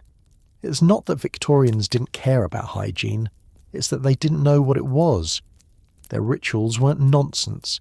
They were the best guesses a terrified world could make when breath was fragile and death always loitered just beyond the bed curtains. You step into the street. The fresh air startles you. The world smells like horses, soot, cabbage, and suddenly, blessedly, life. You've heard whispers for weeks now, down at the grocer's, in the apothecary queue, even from the fishwife who never stops talking. A new bathhouse has opened at the edge of town, public, heated, respectable. Naturally, you're sceptical. You've been in Victorian England long enough to know that anything public and respectable in the same sentence is suspicious at best and horrifying at worst. But curiosity wins. One foggy afternoon, you pull on your cleaner's collar and decide to investigate. The building is unassuming, brick, squat, with a coal chimney puffing smoke into the greying sky. Inside, the scent surprises you. Steam, coal and carbolic soap. Yes, but also something fresher. Pine, lemon oil. You're directed to the men's side by a young attendant who barely looks up from his newspaper. The women's entrance is around the other side. 2 doors, 2 worlds. You pass through a small changing room into the bath chamber itself. A long room lined with deep copper tubs, each separated by a simple curtain. The air is thick with mist. Water sloshes. Somewhere, a man coughs. There's the low murmur of voices, but no shouting, no laughing. Everyone's a little too aware of each other, too conscious of the nudity hidden just inches away behind the next curtain. You slip behind your own, heart thudding, and stare at the bath. Hot water. Actual, hot water. Clean. Clear. You dip a finger in, half expecting it to burn, but it's perfect. You strip quickly, self-consciously, and sink in with a hiss and a sigh. For a moment you forget the city, the soot, the scratching, the vinegar cloths and the chamber pots. All of it melts away in the steam. But the calm doesn't last long. From the other side of the curtain, you hear voices rising. A man argues with the attendant about soap. Too rough, too expensive. Another mutters about someone looking too long. Privacy, it seems, is still a fragile thing here, and propriety, even more fragile. Bathhouses are often seen with suspicion, especially among the middle class. Some say they encourage moral looseness, others whisper of indecency, even crime. You glance around. The floors are clean but not spotless. The drains gurgle ominously. Still, this place represents something new. A step, however tentative, toward communal hygiene, toward regular cleanliness, even for those who can't afford a copper tub at home. And it's not just about comfort. The authorities are watching closely. After the Great Stink of 1858 and a string of cholera outbreaks, the government has started to take sanitation more seriously. They know what the doctors still argue over. Cleaner people make healthier cities, and healthier cities mean fewer dead voters. You hear someone pouring water from a pitcher, a splash, a grunt. You close your eyes and soak your aching knees. But even in here, where soap is free and water flows, the habits of the outside world linger. One man wears gloves as he scrubs. Another never removes his hat. A third tries to wash his hair using coal ash, too proud to ask for real soap.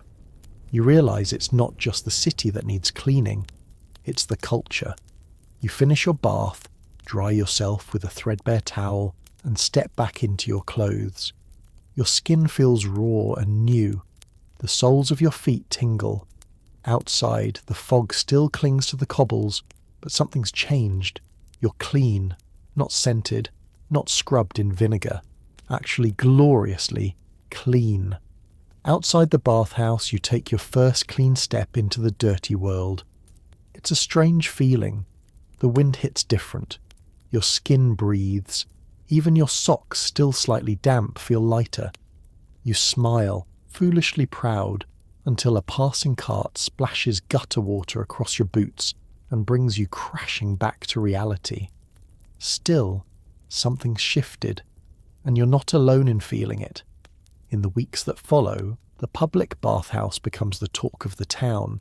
Some praise it, finally a place where ordinary people can wash without shame. Others gossip behind fans, wondering who might be lingering too long in the steam. For women especially, the bathhouse is a battlefield. Moralists warn that such places might lead to loose behaviour, that sharing space, even separated by curtains, is a slippery slope towards scandal.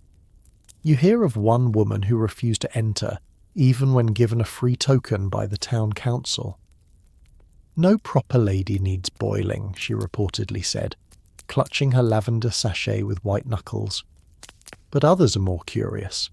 Quietly, tentatively, women begin to arrive. Widows, mill workers, governesses. Each wrapped in modesty and layers of linen, each carrying their own soap and suspicion. Inside, the women's side of the bathhouse is quieter, less steam, more whispers. A matron oversees the process, ticking names in a ledger and handing out towels like blessings. Conversation is minimal, eyes stay down. But in the corners of the room, something remarkable begins to happen. Laughter, just a flicker at first. A girl snorts when her friend's soap slips and disappears under the curtain. A mother sighs in relief as her baby splashes in a small copper basin. It's not joyous, not loud, but it's real and rare. Because for many of these women, bathing wasn't just about dirt. It was about control, about reclaiming one small piece of their day from the endless grind of cleaning others, scrubbing floors, tending wounds, or starching collars. In the public bathhouse, for the first time, they bathe without being watched. You speak with one of them, a maid named Eleanor. She tells you she comes every Sunday evening just after the dinner rush. It's her ritual now. She brings her own soap, a comb, and a towel sewn from an old curtain. It's not about cleanliness, she says. Not really. It's about feeling like a person. Still, the bathhouse has enemies. Preachers warn against it from pulpits. Pamphlets circulate with dramatic sketches of half-clothed figures in steamy rooms draped in suggestion. Letters are sent to the editor. funds are pooled. One morning, you arrive to find the windows cracked. Someone threw a brick during the night, but the doors are still open, and inside people continue to arrive, quietly, steadily, carrying their shame, their soap, and their hope for something better. By the end of the month, another bathhouse opens 3 streets over. Progress doesn't arrive with trumpets in Victorian England. It arrives with steam, the slap of soap against skin, and the quiet satisfaction of drying your feet on a warm tile floor. You walk home again, cleaner now in more ways than one, and as the fog curls at your feet, you catch a scent that makes you pause, not rot, or dung, or vinegar, but carbolic soap, and it smells like revolution. You pass by a street poster one morning, pasted crookedly on the wall beside the butcher's. At first glance, it's just another advertisement, but then you notice the name. Pear's Transparent Soap, for delicate complexions. The words shimmer in elegant script beneath a softly painted image of a young woman with porcelain skin framed by a golden halo of curls. She gazes serenely into the middle distance, a bar of soap resting in her delicate hand like a sacred relic. You chuckle, not because the ad is funny, though it is a little, but because you know what soap actually looks like in most Victorian homes. Brown, crumbly, smelling faintly of old tallow and iron pans. The stuff people really use to scrub floors, linens and backsides bears no resemblance to this glamorous wafer of imported luxury. Still, the image follows you. So does the scent. Pear's soap, one of the first mass advertised products in the empire, has become something more than a cleaning product. It's a symbol, a promise, an escape, and it's working. Victorians increasingly are falling in love with the idea of soap, not for its hygiene necessarily, but for its aspiration. Buying a bar of scented soap isn't just about washing your hands, it's about showing you belong to a rising middle class, that you understand refinement, that you're civilized. You step into a chemist's shop to take a closer look. The soaps are displayed in neat pyramids behind glass, each bar wrapped in paper, stamped with logos, tied with twine. There's Lily of the Valley, Almond Milk, Lemon Blossom. All of them are too expensive for your shopping list. You ask to hold one anyway. The chemist hesitates, then hands you a sample. It's smooth. Too smooth. Slippery in a way that makes it feel more like jewellery than soap. And the scent. It's heady. Sweet. It clings to your fingers long after you place it back down. Back on the street you spot another poster, this time featuring a child naked as an angel, sitting in a copper tub overflowing with white bubbles. The caption reads, "Cleanliness is next to godliness." That line you've heard before, in sermons, in school books. It's not in the Bible, but it might as well be. Victorian society has adopted it as gospel. Cleanliness is now moral, not just physical. Soap doesn't just wash the body, it redeems it. And so begins the era of the soap industrialist. Men like Andrew Pearse and William Lever become not only wealthy but righteous. They sponsor public hygiene campaigns, print their products into storybooks, and even erect statues of children washing their hands. Lever, in particular, launches entire communities around his brand. Model villages built for workers, complete with bathhouses and sanitation. Clean people he believed were better workers. You walk by a row of houses and notice the windows propped open. A bar of soap rests on each sill, catching the sun like a gemstone. Not because anyone is washing right now, but because the scent carries. It says something. In parlours, soap is tucked into drawers with linens. In bedrooms, it's displayed beside hand mirrors. In drawing rooms, it's offered as a gift, like perfume. Even if it never touches water, it does its job, to suggest order, purity, virtue. You pass a child skipping rope, her arms dusted with chalk, and hear her chant, Brush your teeth and scrub your toes, or no one knows where the sickness goes. It's half a joke, half a threat, and entirely modern. Soap, once a tool, is now an identity, and it's selling faster than ever.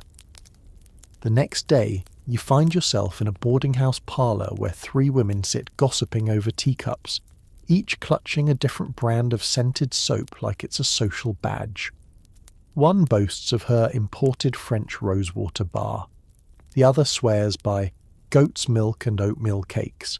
And the third, not to be outdone, proudly holds up a bright green rectangle carved with the words "Life Boy."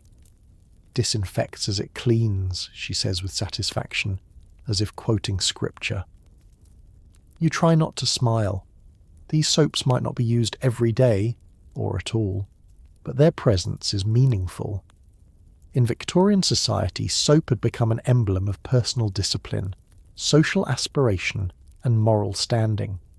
Whether or not you actually used it, you owned it, displayed it, and talked about it. Soap was the new silk handkerchief. Back in your own flat, you take a look around. A bar of pears sits, mostly untouched, in your drawer wrapped in a lace-edged cloth. You've had it for weeks. You sniff it occasionally, rub it on your wrists like perfume. But when it comes time to wash, you still reach for the rough brown brick that smells faintly of bacon grease and scorched wood. Why? Because it works, and because the good stuff feels too precious. Still, advertising has done its work. You've begun to believe, maybe just a little, that the right soap might change your life. Make you cleaner, yes, but also better. More refined, more worthy, and you're not alone. Soap has crept into literature, sermons, even school books. Children are taught rhymes to remember to wash behind their ears. Girls are praised for dainty hands that smell of lilies. Boys are warned that dirty fingernails betray a lack of character. The clean child is the good child, one pamphlet insists, illustrated with a cartoon of a grubby urchin being transformed into a glowing angel after a single bath. You hear of mothers rubbing soap on their children's cheeks to make them smell presentable for church, even when there's no water.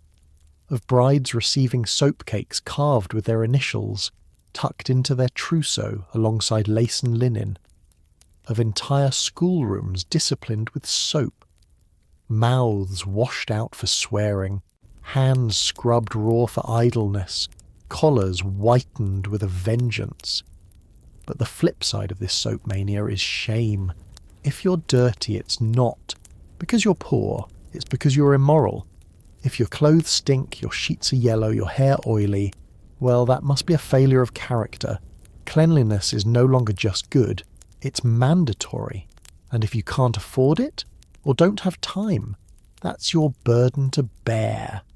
You hear the story of a girl who was dismissed from her job as a shop assistant, not for theft or lateness, but for having a peculiar odour. She had one dress, no running water, and shared a single bar of soap with 3 sisters. None of that mattered. The scent betrayed her. That was enough. And so the city begins to separate, scented from unscented, scrubbed from unwashed. Soap doesn't just clean, it divides. You run your hands under cold water and reach for your plain bar. It lathers poorly, smells like lard, but it's honest. You glance at the gleaming pears bar tucked in its tissue-lined box. Maybe tomorrow, you're standing in front of the mirror with a comb in hand, staring at your own hair as if it might suddenly explain itself. It won't. Victorian hair care is its own strange beast, equal parts vanity, superstition, and architectural engineering. Your own hair feels limp today, though it's been stiff with pomade for weeks now, thick with dust and mystery. You attempt to smooth it, but your fingers stick slightly. That's the bear fat. Or maybe the beef tallow. Hard to tell. Either way, it's holding strong. Across town in the ladies' salons, things are even stranger. Women of fashion visit hairdressers not to cut their hair, heaven forbid, but to have it shaped, curled, and oiled. Victorian women prized length above all, with many never trimming more than a few split ends a year. Hair was a symbol of femininity, health, and purity. The longer, the better. Some grew it so long they could sit on it. Others coiled it into buns the size of dinner plates, secured with steel pins and heavy-duty pomade that could double as insect repellent. You once heard of a woman who fainted at the opera, not from the music, but because her hair was so tightly wound and pinned that it restricted the blood flow to her scalp. It wasn't uncommon. To maintain these elaborate styles, washing was rare. Once a month was ambitious, once every 2 or 3 was typical. Why? Because shampoo, as we know it, didn't exist yet. Washing meant wetting the hair with cold water, scrubbing with vinegar or eggs or borax, and then waiting hours, sometimes days, for it to dry completely in a chilly, damp house. More often, hair was cleaned with dry methods: brushing, powdering, oiling. Some women used fine-toothed combs to distribute natural oils from scalp to tip. Others sprinkled cornmeal or flour into the roots and brushed it out, an early form of dry shampoo. You'd seen one woman pat her head with powdered chalk, then wrap it in silk overnight. In the morning she claimed it shone like candlelight. The brushing itself was a ritual, 100 strokes a night, always. Not just for untangling, but for blood circulation, moral reflection, and marital appeal. If your husband walked in to find you brushing your hair in candlelight, it wasn't just charming, it was practically a duty. Men weren't spared from the ritual either. Hair oil was a booming business. Macassar oil in particular became such a household staple that antimacassars, those little white lace covers on chairbacks, were invented solely to protect furniture from the greasy heads of fashionable gentlemen.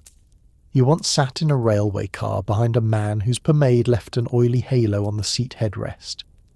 It glistened there, a dark reminder that Victorian style always left a residue, and wigs, still popular, though often blended with real hair or built onto pads and rats, small cushions made of hair collected from one's own hairbrush.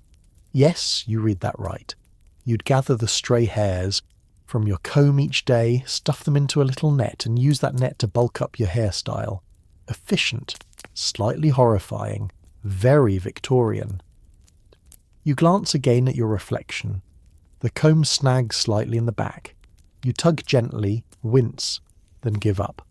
Better to pin it, oil it, and forget it. You decide to visit the local hairdresser, not for a cut, but for a refreshing tonic massage, which sounds promising and doesn't require wetting your head. The shop is narrow and tidy, with polished mirrors and chairs so high they require a small hop to mount. The hairdresser is a brisk woman in a stiff apron, who immediately begins assessing your scalp like a general surveying a battlefield. She tusks quietly. Out comes the tonic, a thick, golden liquid that smells faintly of camphor, gin, and cloves. She pours it directly onto your crown and begins rubbing in slow, determined circles. It burns a little, but you're assured this is good. This sensation means it's stimulating the roots. She leans in and confides that one gentleman swears this tonic cured his melancholy after just 3 applications. As she works, she explains that hair isn't just aesthetic. It's deeply linked to character. Unkempt hair, in the Victorian mind, could signal madness, grief, or moral decline. There were entire medical pamphlets linking greasy hair to criminal tendencies. Children were scolded not just for lice, but for untidiness. Even widows, deep in mourning, were expected to maintain hair decorum. Though dressed in black and swimming in grief, their braids must be neat. For women especially, hair was identity. They brushed it, pinned it, braided it, rarely cut it. In fact, many Victorians believed that cutting a woman's hair could cause illness or unbalance the humours, which didn't stop people from buying it. the human hair trade flourished, with locks collected from servants, orphans, and even corpses, then cleaned and woven into wigs, extensions, or elaborate plaits to be pinned atop wealthier heads. You once read about a lady who proudly wore a braided coronet made entirely from her late sister's hair. It was both mourning jewellery and fashion statement, a crown of grief, literally. Men had their own vanities. Barbershops offered pomades and waxes in endless varieties. Some claimed to promote hair growth, others simply helped sculpt the perfect part. Sideburns, moustaches and beards were all the rage, but keeping them sharp took effort. You'd need a proper stiff brush, a straight razor, maybe a dollop of bear's grease. Some gentlemen visited the barber daily, not because they were unkempt, but because Victorian grooming was about control. You glance toward a neighbouring chair, where a young man reclines under a hot towel, the ends of his moustache poking out like antennae. The barber delicately trims them with scissors smaller than sewing shears. Behind them, rows of bottles sparkle. Bay rum, bear's oil, eau de cologne, coconut pomade. You remember seeing one of these at home, a bottle of bay rum tucked into your father's cabinet. It smelled of spice, smoke, and something strangely sterile. He wore it even on days he didn't bathe, perhaps especially on those days. The hairdresser finishes with a final pat of lavender powder and a quick brush through your curls. Your scalp tingles. Your hair, though technically still unwashed, feels renewed, lifted, like it could pass for clean in polite society. You step out into the street and catch your reflection in a window pane. The light catches the oil just right. Subtle sheen, neat part, no strays. To the average passerby, you look immaculate, and that, in the Victorian world, is what hygiene is all about. Not health, not comfort, but the illusion of control. You're invited to dinner at a well-to-do cousin's home, an evening affair with gaslight chandeliers, 7 courses, and the kind of cutlery that requires a short tutorial. You arrive early, nervously checking your shoes for any lingering traces of the street. As you remove your coat, you glance around and notice something. Every man has a beard. Not just beards, sculptures. The room is a bristling gallery of facial hair. Sideburns that look like curtains, moustaches curled into corkscrews, beards so lush they could be mistaken for small pets. It's the height of Victorian style. Facial hair as identity, as philosophy, as national duty, and of course as hygiene hazard. You settle into conversation beside a gentleman whose beard reaches mid-chest and smells faintly of tobacco and citrus pomade. He's proud of it, naturally, grooms it daily, uses a comb made of ivory. His valet, he explains, brushes it with a mixture of coconut oil and bay leaf tincture. Keeps the lice out, he adds casually, as if discussing the weather. And that's when it hits you. Facial hair, while fashionable, was an occupational hazard in Victorian hygiene. A beard wasn't just a beard, it was a sponge. It collected soot, soup, sweat and scent. It trapped crumbs, it absorbed the fog, and unless meticulously cared for, it quickly turned from stylish to stench vessel. Still, men clung to them fiercely.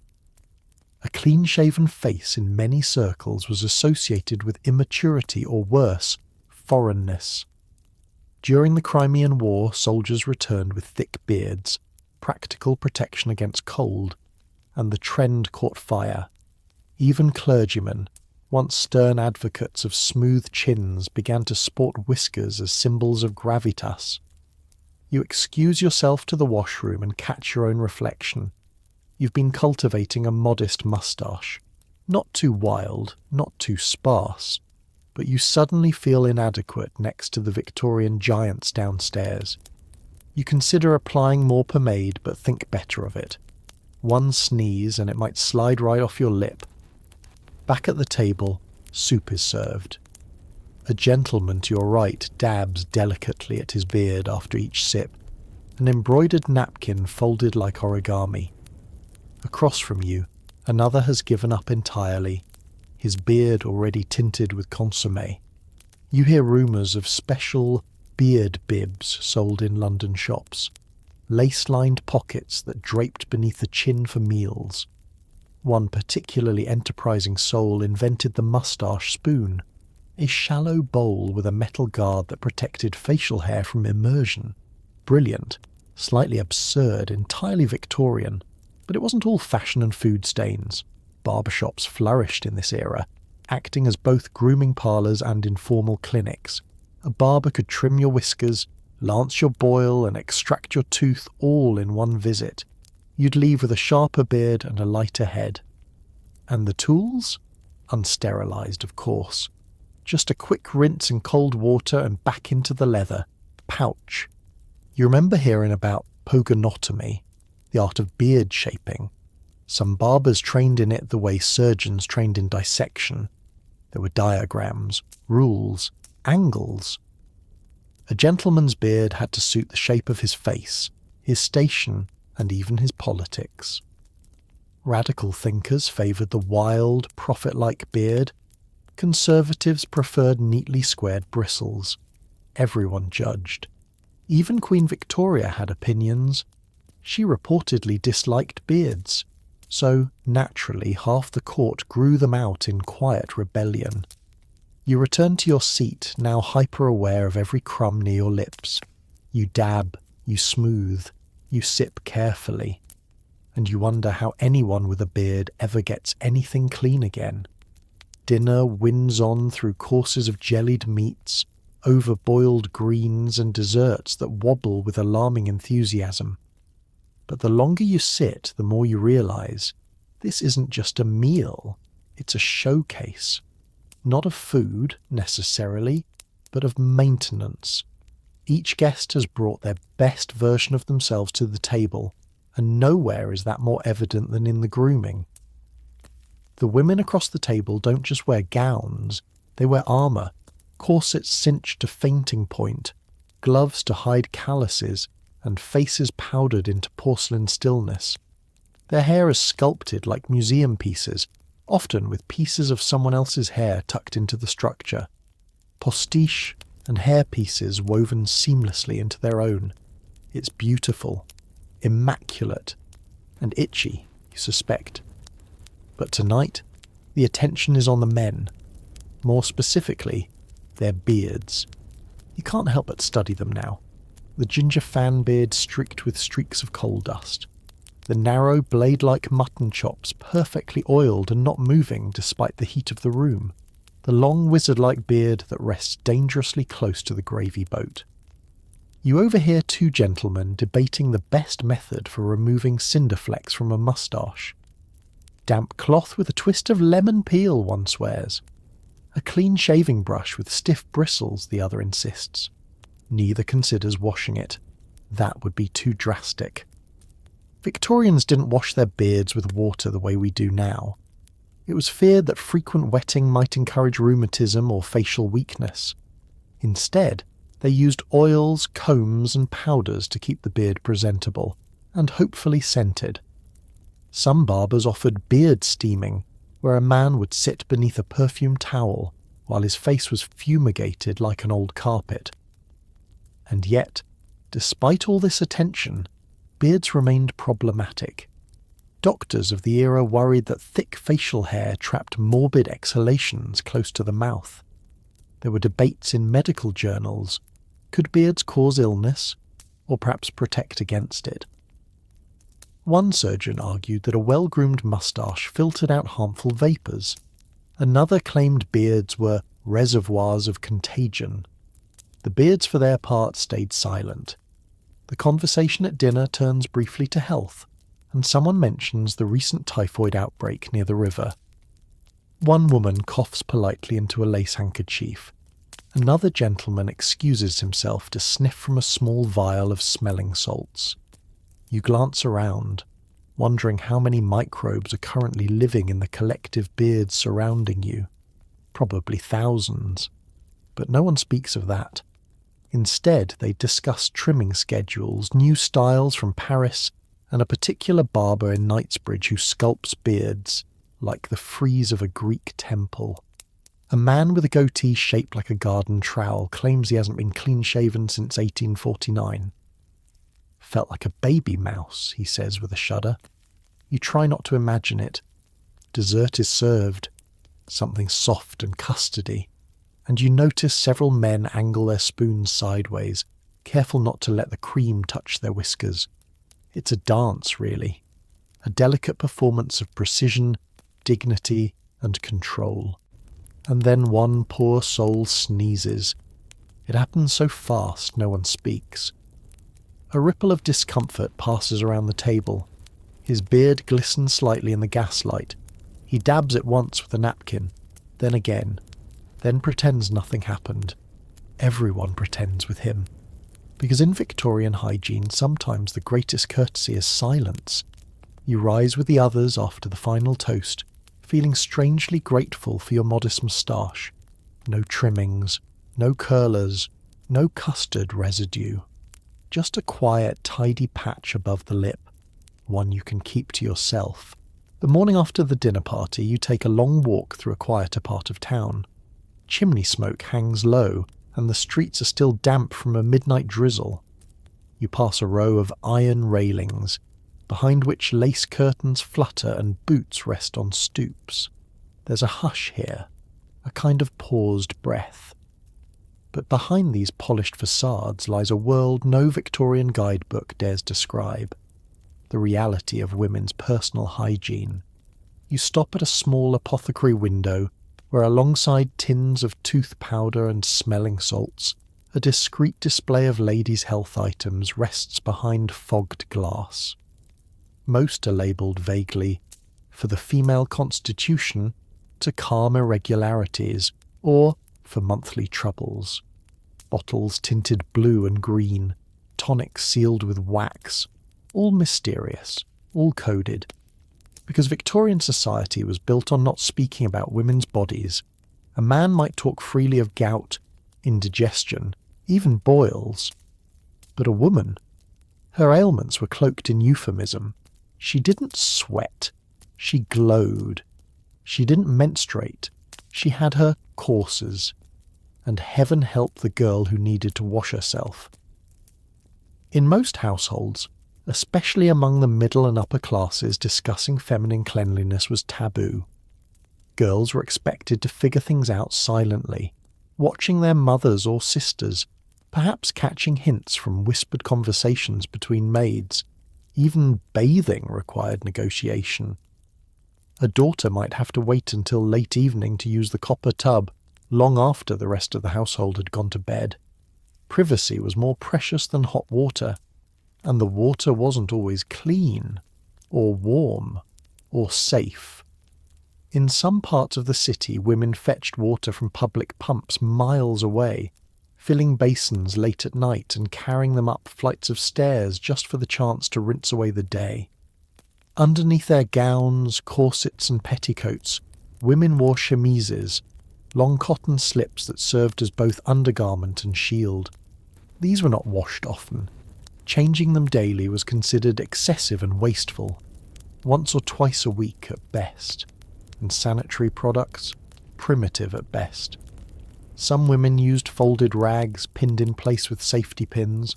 Others stuffed old scraps of cloth into their drawers or layered extra skirts to catch the evidence.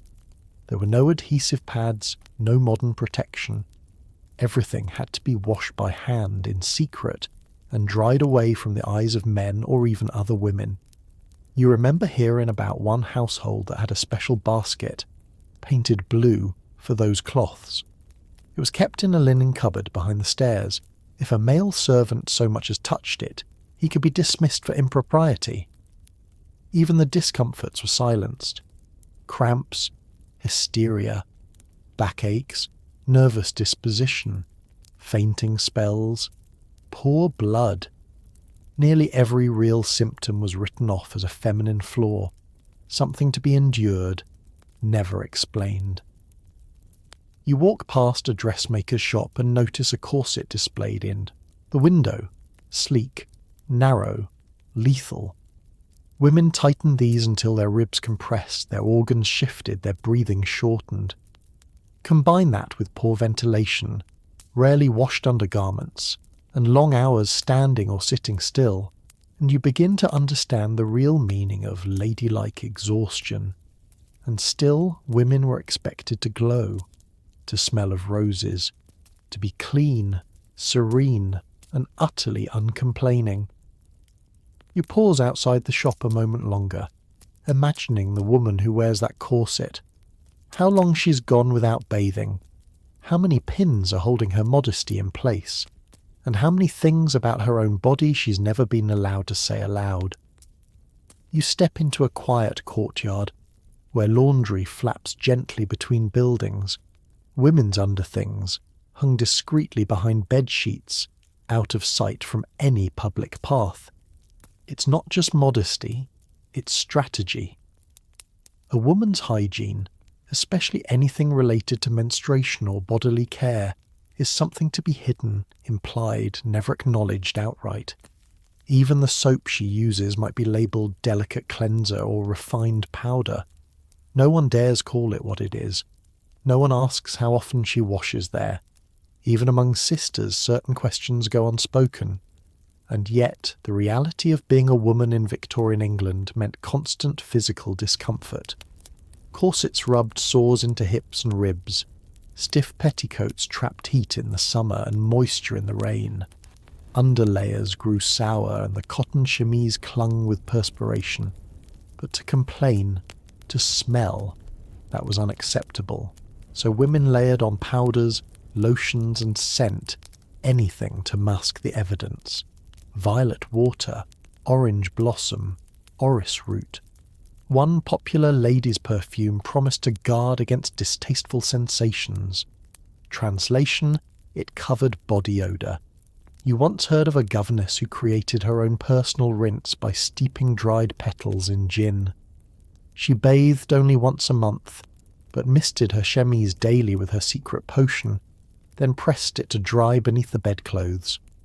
Her employer never suspected. For those with means, personal bathing might be arranged with a maid's help. The copper hip bath would be carried in, filled kettle by kettle, a folding screen erected around it. The maid might remain nearby, eyes averted, handing soap and drying cloths with the practised discretion of a nun. And yet even then, such baths were rare and often timed around the monthly cycle, as though a woman's body was allowed cleanliness only when it became inconvenient. And for working women? No such luxury. Factory girls had to make do with cloths behind doors, water fetched from shared taps, and stolen privacy in stairwells. A seamstress might wash her face and hands in the shop basin, but nothing more. There was no time, no space, and certainly no forgiveness for lapses in freshness, which is why so many turned to feminine hygiene products, talcum powders, herbal tinctures, vinegar douches, and soap, advertised as for ladies only. Most were untested, many were dangerous. Some contained mercury or carbolic acid. But women used them anyway, desperate to maintain the illusion of control. Doctors, of course, were of little help. Female patients were often diagnosed with hysteria, regardless of the complaint. Feeling fatigued? Hysteria. Dull aches? Hysteria. Mood swings? Hysteria. One physician famously claimed that over-education was causing womb drift in young girls, that too much thinking could literally cause their reproductive organs to go wandering, and yet, in the privacy of their own wash basins, women continued to care for themselves, quietly, patiently, with rags, with herbs, with hands worn from boiling and scrubbing and stitching everything twice over. They stitched dignity into linen. They ironed composure into pleats. They powdered shame into silence. You watch an older woman hang a fresh chemise on the line. She checks the alley once, then pins it quickly between two pillowcases. It sways in the breeze like a secret, and in that small gesture you see the quiet courage of Victorian women. not in their suffering, but in their effort to stay composed, to stay clean, to stay unseen. You find yourself near the edge of the city, where the cobblestones begin to crumble and the chimneys lean like tired old men. It's quieter here, less gaslight, more shadow, and it smells different. Less like perfume and coal smoke, more like boiled cabbage, wet straw, and unwashed humanity. This is where the city's children live. Not the tidy ribboned ones posed in daguerreotypes, but the barefoot, runny-nosed kind. The ones with no governess, no bootblack, no spare drawers. A boy runs past you in a threadbare shirt, hair matted into something resembling a bird's nest. He laughs as he goes, trailing the scent of the street behind him. Another child follows, a girl with a doll made from rags, her cheeks smeared with soot and jam. Her fingernails are lined with black. Her knees are stained green and brown from 100 tumbles. They are happy and absolutely filthy. Victorian children, particularly from working-class families, were not expected to be clean. They were expected to be useful. Small hands fit into narrow chimney flues, under spinning machines and between factory gears. Childhood wasn't protected, it was utilised. Baths, a luxury. Towels, rare. Supervision, sparse. In the tenement houses where these families squeezed 5 to a room, water was fetched in shared pails, and baths, if they happened at all, were in the same tin tub used for dishes and laundry. Children bathed once a week if they were lucky. Sometimes it was once a month, or never. One mother you pass is kneeling by the curb, rubbing her child's legs with a wet cloth. She's got a cake of soap the size of a matchbox worn to a sliver. She works methodically, not to make him clean, but to make him acceptable, at least for school or church or the foreman's inspection. You glance into an alleyway and spot a washtub sitting beneath a cracked gutter.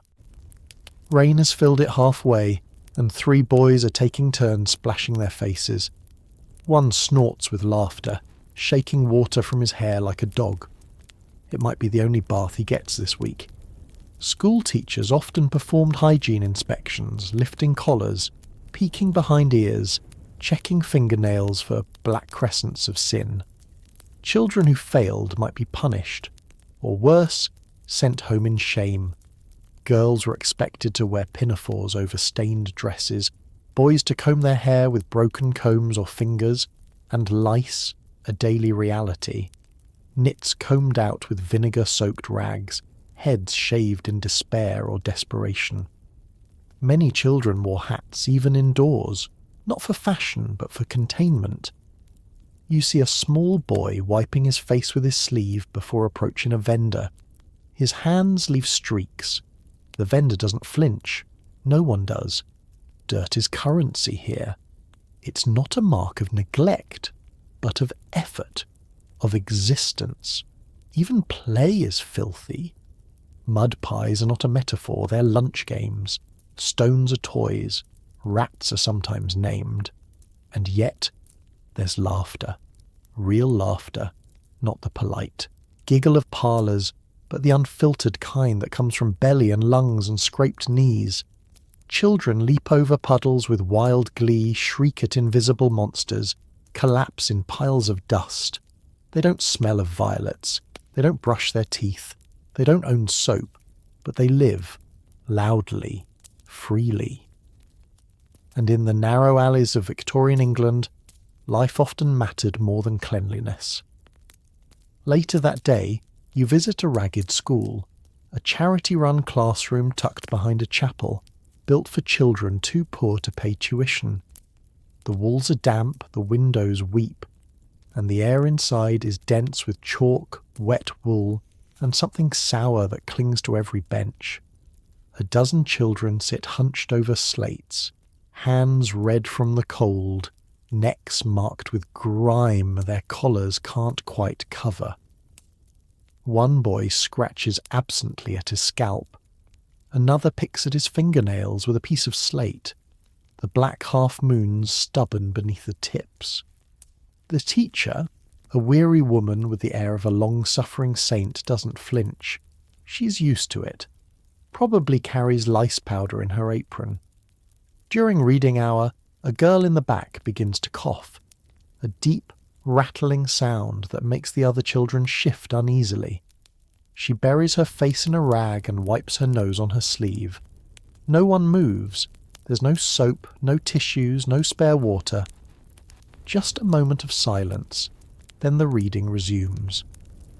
You notice a poster nailed crookedly to the wall. Wash your hands, brush your hair, and clean your teeth. The words are hopeful, the children less so. Most of them have never owned a toothbrush. For many, washing means dunking their face in a bucket and drying it on yesterday's shirt. And yet teachers persist. At the end of the day, a few children are taken aside for inspection. One by one, their nails are checked, their ears lifted, their teeth examined with gloved fingers. Though the gloves are thin and already greying, you overhear one girl being praised for no new fleas this week, and another being handed a tiny wrapped package, a piece of carbolic soap, no bigger than a sugar cube. She clutches it like treasure. Outside the school, mothers wait in shawls, their arms full of cabbage leaves and second-hand shoes. One kneels to button her son's coat, licking her thumb to scrub a smudge from his cheek. You catch a glimpse of love there, not romantic, not sentimental, but fierce, the kind that scrubs with vinegar and hopes for a warmer morning. And what of the babies? The infants strapped to backs with tea towels and calico. They're rarely bathed at all, just wiped with rags, powdered with flour if rash appears, or left swaddled in layers of cloth that haven't seen boiling water in weeks.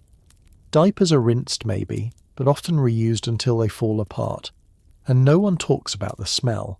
Everyone simply lives in it. You follow one family down the lane, 3 children, one mother, a sack of firewood between them. As they pass, the scent follows. Damp, wool, old potatoes, human breath, and something warm and sour. It's not pleasant, but it's not shameful either. It's the smell of people trying. Back at your room, you wash your hands slowly, partly out of habit, partly out of guilt. The soap slips between your fingers. The water runs brown at first, then clear. You dry them and sit down by the window, thinking of the girl with a sugar cube bar of soap. She'll make it last. She'll break it in half to share. She might even hide it beneath her bed like a charm. Because in a world of filth and frost and silence, even the idea of cleanliness is something to hold on to. The sun is low now, and with its descent comes the rising stink of the city settling in for the night. You drift past the alleys and into the winding back streets, where the true heart of Victorian hygiene, or lack thereof, can be smelled before it's seen. And then you find it, the night soil cart. It creaks slowly down the lane, pulled by a tired horse and accompanied by a man who looks like he hasn't smiled since the last coronation. He's dressed in a long apron and boots caked with filth, his face hardened into a mask of practicality. His job, to collect the human waste from chamber pots, cesspits and privies and haul it far beyond the city. If you've ever wondered where all the filth from those unwashed homes ended up, this is your answer.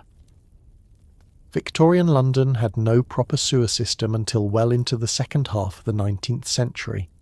Until then, families, rich or poor, relied on night soil men to cart away their waste, often by hand. They worked in the dark, slipping down alleys, ducking into yards, dumping the contents of privy pits into great wooden barrels that sloshed with every lurch of the cart. And the smell? You already know. Imagine warm, sour milk stirred into a stew of cabbage water and old fish, then heated by the day's sun and disturbed at dusk. Privies, those small outdoor toilets shared by dozens of families, were often no more than brick sheds over shallow holes. And when the pits filled, which they did regularly, the waste would overflow into basements, alleyways, even cellars of nearby homes. One 1850s newspaper cheerfully warned readers not to store coal indoors during rainy weeks, for fear it might float away on a tide of human excrement. You round a corner and find a group of small boys daring each other to peek into a privy door. One opens it and gags so hard he stumbles backward, shrieking with laughter. The others cheer. It's a game, a test of bravery. But you know what's behind that door? Years of human waste, piled in silence, waiting for the nightman. For wealthier homes, things were slightly more sophisticated. Indoor chamber pots were kept beneath beds, often with lids and floral decorations, as if porcelain could make the act more dignified. Some families even had commodes, wooden boxes that looked like chairs but contained a hidden pot inside. Still, someone had to empty them, and in many homes that task fell to a maid. Imagine being a young girl, perhaps 14, charged with tiptoeing through the drawing room with a full pot of someone else's waste. One wrong step and it's not just the rug that's ruined, it's your reputation. Servants were dismissed for spills, leaks, or even for making too much noise with the lid. And yet these chamber pots were used day and night, with the contents left to stew until the morning, when they could be emptied out a window, down a chute, or, if you were feeling cheeky, into the street. That's right. Before modern sewage, some Londoners simply hurled the contents of their pots into the gutter with a shout of "Gardez-lou!" A twisted echo of the French "Regardez-l'eau," watch out for the water. If you were unlucky enough to pass underneath, well, let's just say umbrellas weren't just for rain. You decide to follow the night soil cart a little farther. It lurches out of the residential lanes and toward the city's grim outer fringe, toward the fields where the city's waste met its end, or rather, its next chapter. Because here's the disturbing twist. Much of that human waste, it was reused. Rebranded as London muck or pure, this potent mix of night soil was sold to farmers and market gardeners as fertiliser. Yes, Victorian vegetables were often grown in the byproducts of tenement outhouses. Carrots, onions, cabbage, all nourished by yesterday's dinner, processed through thousands of guts, then shovelled onto fields with cheerful industry.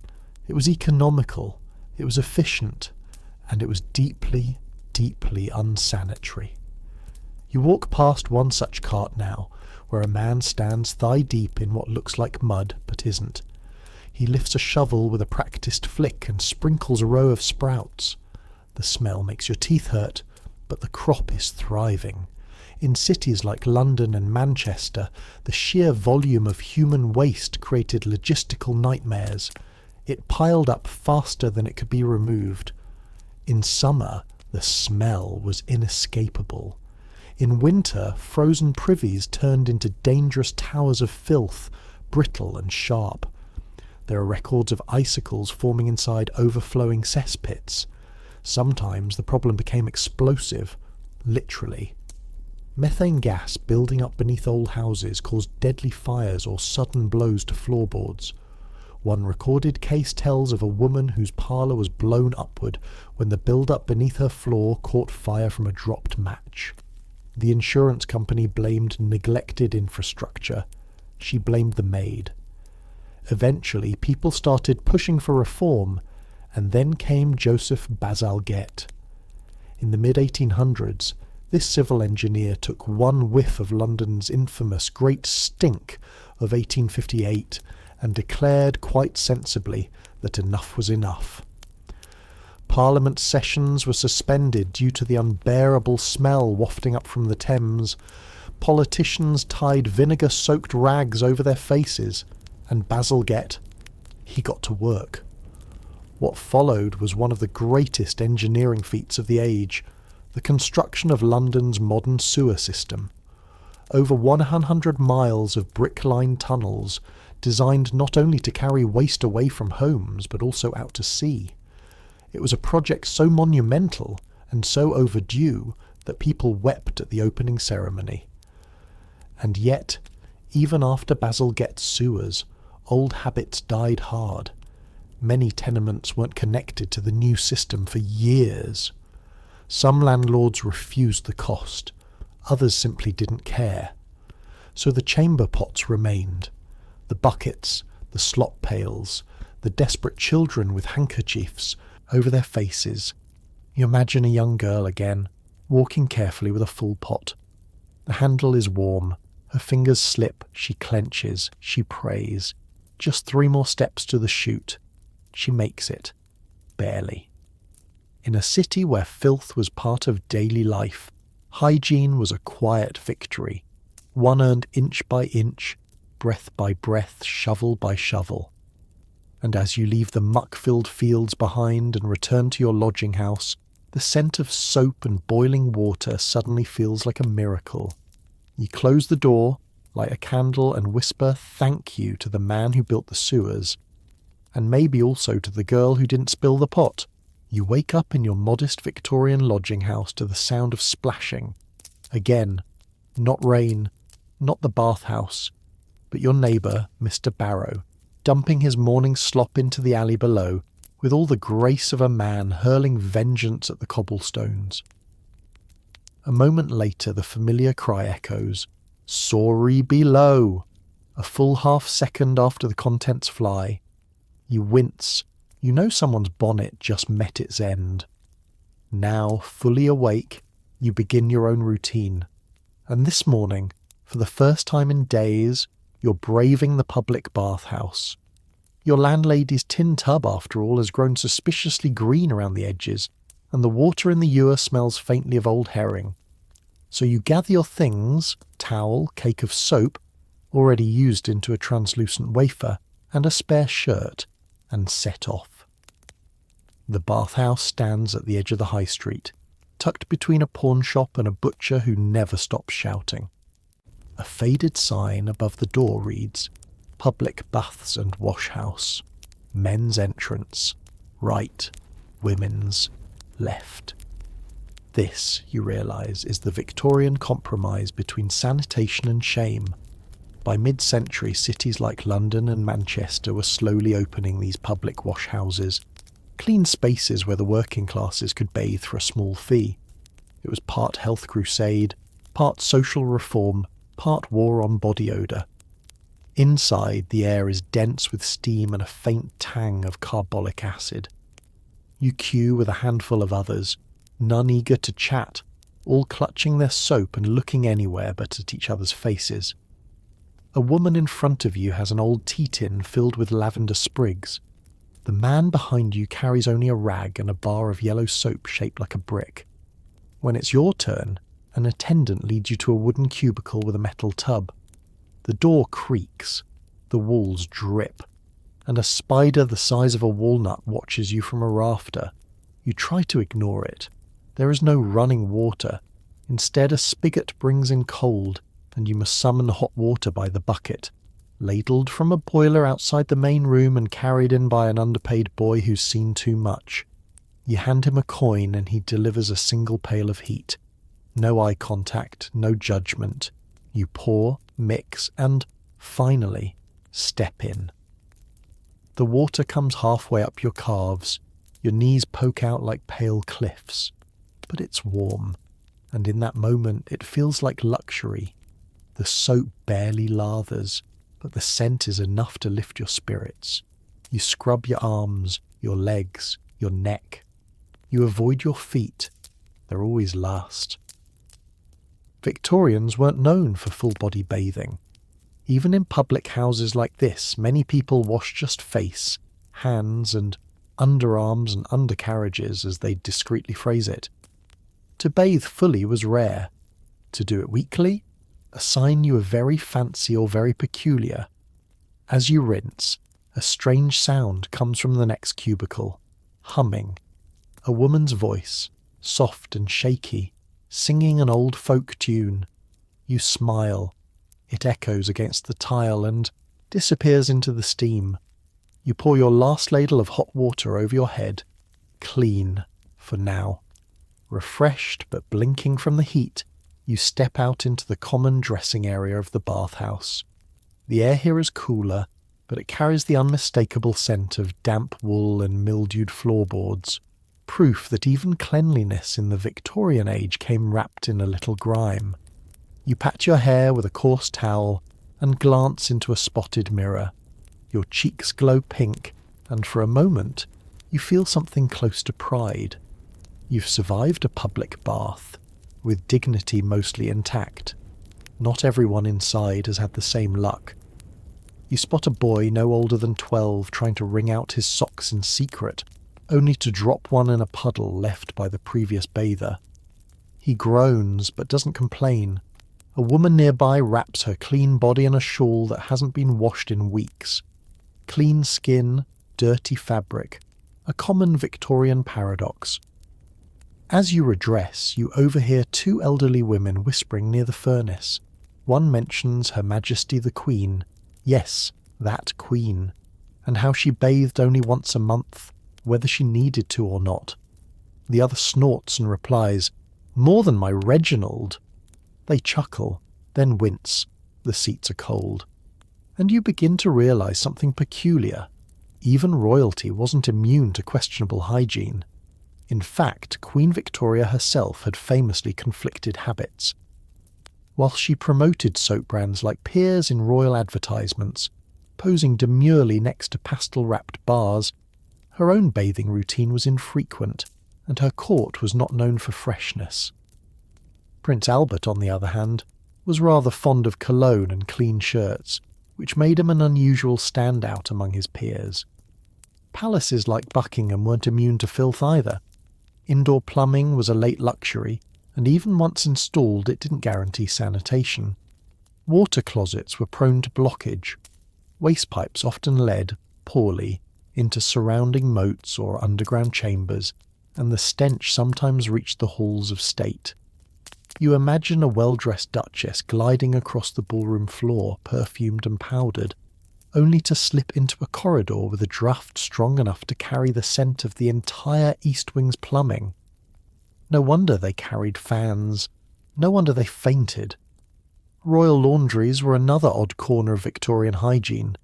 Hundreds of garments, petticoats, undershirts, stockings were boiled and beaten daily.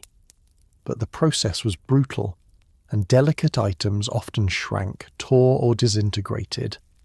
It was not uncommon for a lady-in-waiting to discreetly hold a ripped corset strapped together with a hat pin. Clean? Yes, but dangerous. And yet, appearances mattered above all. That's why the royal family, despite their own inconsistencies, championed soap in advertising. Not just any soap, but civilised soap. Soap that moralised. You weren't just washing away dirt, you were washing away sin, poor breeding, and the shadow of poverty. Or so the ads insisted. A famous campaign even featured a brown child being cleansed into a white one after a single scrub with Pears soap. A horrifyingly racist message, yes, but also a vivid example of how soap was used to sell not just hygiene, but social order. Cleanliness, in Victorian eyes, wasn't just next to godliness, it was next to Britishness. You finish buttoning your shirt and step back out onto the high street. The noise of horses and hawkers returns like a tidal wave.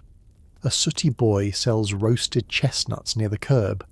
A chimney sweep picks wax from his ear, and somewhere nearby, another pot is dumped with a splash.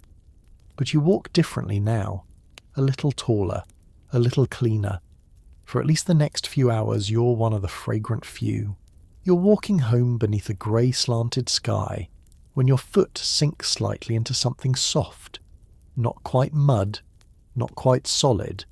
You don't look down, you just keep walking. That's the Victorian way. But as you turn onto your narrow lane, you're struck by the quiet thrum of a different ritual altogether. One not centred around privies or bathhouses, but around routine.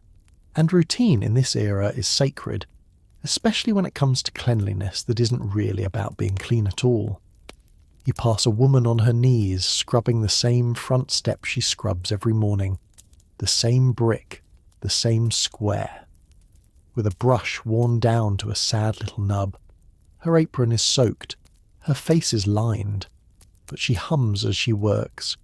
This is stoop hygiene, the peculiar Victorian obsession with external cleanliness, no matter what filth lingers just inside the door. Because while the inside of the home may reek of damp bedding, mildewed walls, or the slop bucket under the stairs, the threshold must gleam, the doorstep must shine, the railings must be blacked and burnished. It was the visible proof of moral order. And heaven help you if your neighbour thought otherwise. You stop for a moment and watch a man next door polish the brass knocker on his door until it reflects his crooked smile. He's whistling off-key and using the cuff of his coat to wipe the final smudge. A child darts past with a rag tied to her foot, skating across the floorboards to dust the hall without bending down. Ingenious, really.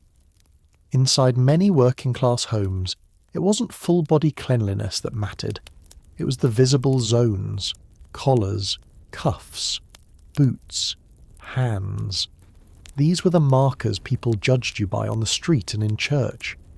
A grimy neckline was a moral failing. Dirty fingernails might mean drunkenness. Clean laces on your boots, a mother's pride. In fact, laundry was its own performance. And you know where the performance reached its peak? Monday. Victorian. Monday wasn't just a day, it was wash day. And wash day was war. The entire house was transformed into a battle zone of boiling pots, wooden ringers, steaming tubs and ropes strung with linen like naval flags. Women laboured from dawn to dusk, stirring sheets with long wooden paddles, scrubbing shirts on metal washboards that skinned knuckles raw, hauling wet clothes so heavy they could throw out a spine. And that was just the first day. Tuesday was for drying, Wednesday for ironing, Thursday for mending, Friday for starching and folding, Saturday. You were too tired to remember your name, but the laundry had to be seen. White had to mean white, not grey, not cream, not once white. They even had a word for it, bluing, adding a hint of indigo to the final rinse to make yellowed linens appear whiter. Because appearance mattered more than truth. You catch the scent of lye soap and lime starch coming from an open window. Inside, a woman is pinning a stiff chemise to a drying rack, her arms trembling, her hairline beaded with sweat. The floor beneath her is slick with soap and something darker. Her daughter fans her with a sheet. You keep walking. This isn't a scene you interrupt.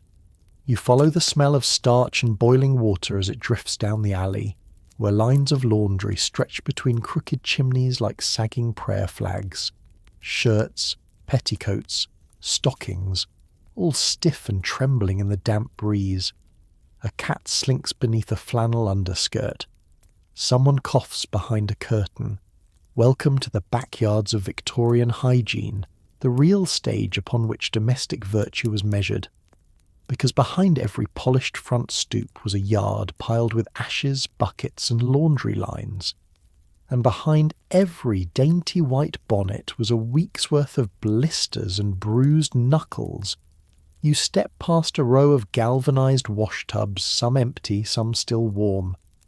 A small boy with reddened hands pumps water into a basin, his sleeve falling into the stream. He doesn't flinch, just wrings it out and keeps going. You recognize the look. Laundry face. Blank, resigned, humming some tuneless song to push through. And towering over it all in one corner of the yard is a wooden contraption with large rollers and a crank. The mangle. Ah yes, the mangle. A beast in the home. Its purpose? To press water from clothing after the wash but before the line. But its appetite? Unforgiving. One slip of a scarf, a finger, a sleeve, and the rollers would suck it in with the greed of a banker on payday. You once heard of a woman losing the skin off 3 fingers in one go. She went right back to ironing the next day. Because ironing, you now realise, was the final trial. Irons weren't electric. They were hunks of cast iron heated over a fire or on a stove, too hot and they scorched, too cold and they wasted your strength. Housewives tested them by spitting, just a little. If it sizzled, time to press. If it didn't, back to the stove. You pass an open doorway where a woman is ironing collars, her arms moving like clockwork. She has 6 irons lined up in rotation, 1 in use, 5 heating. Her toddler sits nearby, gnawing on a handle. You wince, and yet the results are beautiful. Linen that stands on its own, collars so sharp they could slice bread. A row of bloomers folded with almost spiritual precision. There's power here, not just in the labour, but in the pride, in making order from chaos, in keeping up appearances when everything else around you reeks of coal smoke and sewage. Because that's the secret thread running through Victorian hygiene. It wasn't always about being truly clean. It was about the appearance of cleanliness, the performance of control in a world that was messy, unpredictable, and often terrifying. You step back out into the street past the wash lines, the blacked grates, the soapy buckets, the steaming collars. A fog begins to settle, yellowed and heavy with chimney soot. The day folds inward, but in every stoop you pass. You see the last gleaming effort of the day, a wiped handle, a swept threshold, a pail turned upside down and scrubbed from the inside. Because in the Victorian world, sometimes that small gleam was the only control you had, and somehow it was enough. You return home as dusk settles like a dusty shawl over the street. Lamps flicker to life, some gas, some just candles behind cracked glass. The silhouettes of neighbours pass across drawn curtains. A tin kettle hisses from a distant windowsill. But inside your own lodgings, something strange lingers in the air. Not a smell exactly, but an atmosphere. A mix of heat, effort, and the faint scent of rosewater dabbed on a towel to make the room seem fresher than it is. Because tonight is special. Tonight is the weekly airing of the sheets. Victorian hygiene didn't just live in soap and tubs. It floated too in the invisible rituals meant to prevent dirt before it began. And chief among these was airing out. The belief was firm. Foul air was dangerous. It could cause miasma, disease, melancholy, even impure thoughts. So you unpin the sheets from your bed, one corner at a time, and drag them toward the window. The air outside is cool and damp, but you lean out anyway, shaking the folds over the sill. A puff of chimney soot greets you in return. You sigh, half amused. Still, the gesture feels important, symbolic almost. Out with the bad, in with the, well, marginally less bad. Victorians believed deeply in the cleansing power of fresh air. Bedrooms were aired, clothes were aired, pillows were beaten and left to hang in fog and frost. Even if they returned stiff as planks or damp at the seams, the airing had occurred, which meant the ritual had worked. As you hang your pillowcase from a nail by the window, your landlady enters, holding a small bowl of vinegar and water. She begins to sprinkle it around the baseboards with delicate flicks. You don't ask. You already know.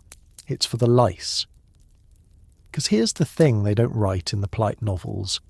Nearly everyone in the Victorian era had lice or fleas or bed bugs at some point, from chimney sweeps to duchesses.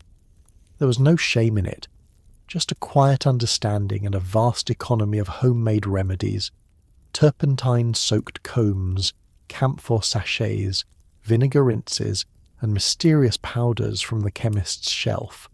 You pick up a comb with missing teeth and run it through your hair, just in case. The battle for cleanliness wasn't just against dirt, it was against infestation, and the more polite your household, the more discreet your war. Your landlady points to the floorboards.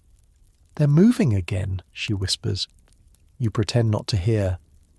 Then she lights a pastille, a little cone of scented clay, and sets it smoking in the corner. The fragrance is thick, medicinal, and somehow worse than the smell it's trying to cover. It's supposed to kill miasma, or ghosts, or both. You sit down on the bed frame while the sheets flap by the window. The mattress crunches slightly beneath you. Straw. Not ideal. But it's been aired recently, meaning it was dragged into the courtyard, fluffed with a stick, and left to soak up pigeon droppings and sunlight in equal measure. Still, you're grateful. In this world, a half-clean bed, a comb with teeth, and a neighbour who warns you about lice, that's a good night. The sheets are back on the bed now, still slightly damp from the evening fog, but they smell faintly of coal smoke and lavender soap, which is more than you could have hoped for. You crawl beneath them, careful not to brush against the wall. The wallpaper has bubbled from moisture and once hosted a trail of silverfish. Now it just peels, tired and curling, like parchment giving up its secrets. Your feet find the warm brick wrapped in flannel at the foot of the bed. A poor man's bed warmer, borrowed from the kitchen hearth. The comfort is immediate, and the weight of the day begins to slip away, one ache at a time. But just before sleep takes hold, you remember one last task, the nightly vinegar rinse. Not for your hair this time, but for the chamber pot. You shuffle off the covers and fetch the jug, your trusted if slightly chipped porcelain friend. A dash of vinegar, a swish, and the comforting illusion that tomorrow morning will be somehow cleaner than today. This is the final quiet act in the elaborate theatre of Victorian hygiene. Not the soaps, not the scrubbers, not the laundries, but the little private rituals behind closed doors. The secret knowledge passed from mother to daughter, landlady to tenant, maid to maid. You light a stub of candle and let it flicker beside your bed, just long enough to inspect your fingernails, clean enough. A faint ring of grime still lingers beneath the edges, but you did your best today. No one could say otherwise. The candle hisses out in a puff. Darkness swells in the corners of the room, soft and close. You lay back, listening. Beyond your window, the city breathes. A horse clops somewhere in the night. A baby cries behind the next wall. A rat scuttles beneath the floorboards. A laundry line sways in the breeze, still damp with the day's labour. You're not alone. All across Victorian London, people are settling into beds that smell of mothballs and rosemary. Some lie beneath 10 blankets, some beneath none. Some scratch at unseen pests. Others whisper into the darkness, worrying about the next wash day, or whether the soap will stretch one more week. But you exhale, deeply, because despite the filth, the lice, the vinegar, the soot and the cracked tiles, you've made it clean, or close enough. So now you can finally let go of the candlelit streets and vinegar-damp corners of your Victorian evening. Your hands, once busy with scrub brushes and soap flakes, are still now, fingers curling loosely under soft blankets. The harsh clang of mangle rollers, the hiss of boiling lye, the creak of worn boots on scrubbed stone steps. They're fading, fainter with every breath. The city outside continues to hum, but it no longer needs your attention. The gas lights are flickering low. Laundry lines sway gently in the breeze, their burden lifted, even though chamber pots rest quietly in the corners of 100 bedrooms, their duties done for now. You've walked every step through a world where hygiene was more than a task. It was a ritual, a performance, a fragile act of hope against the filth and chaos. You've rinsed and wrung, powdered and pinned, aired and ironed, and now you can rest. Let your breath slow. Let the ache in your arms soften. If there's dust beneath the bed or soot on the windowsill, it doesn't matter now. The threshold was scrubbed. The sheets were aired. The story was told. Imagine a cold morning, Steam rising from a kettle, sun filtering through cracked lace curtains. You're still half asleep, but someone's already begun the ritual again. Not you this time, not tonight. Tonight, you're just here. Clean enough, safe enough, tucked in beneath a patchwork of effort and endurance. Let your body sink, the way straw settles in an old mattress. Quiet, natural, whole. You've survived a day in the strange, soapy, smoky, stubborn world of Victorian hygiene, and now you've earned your sleep.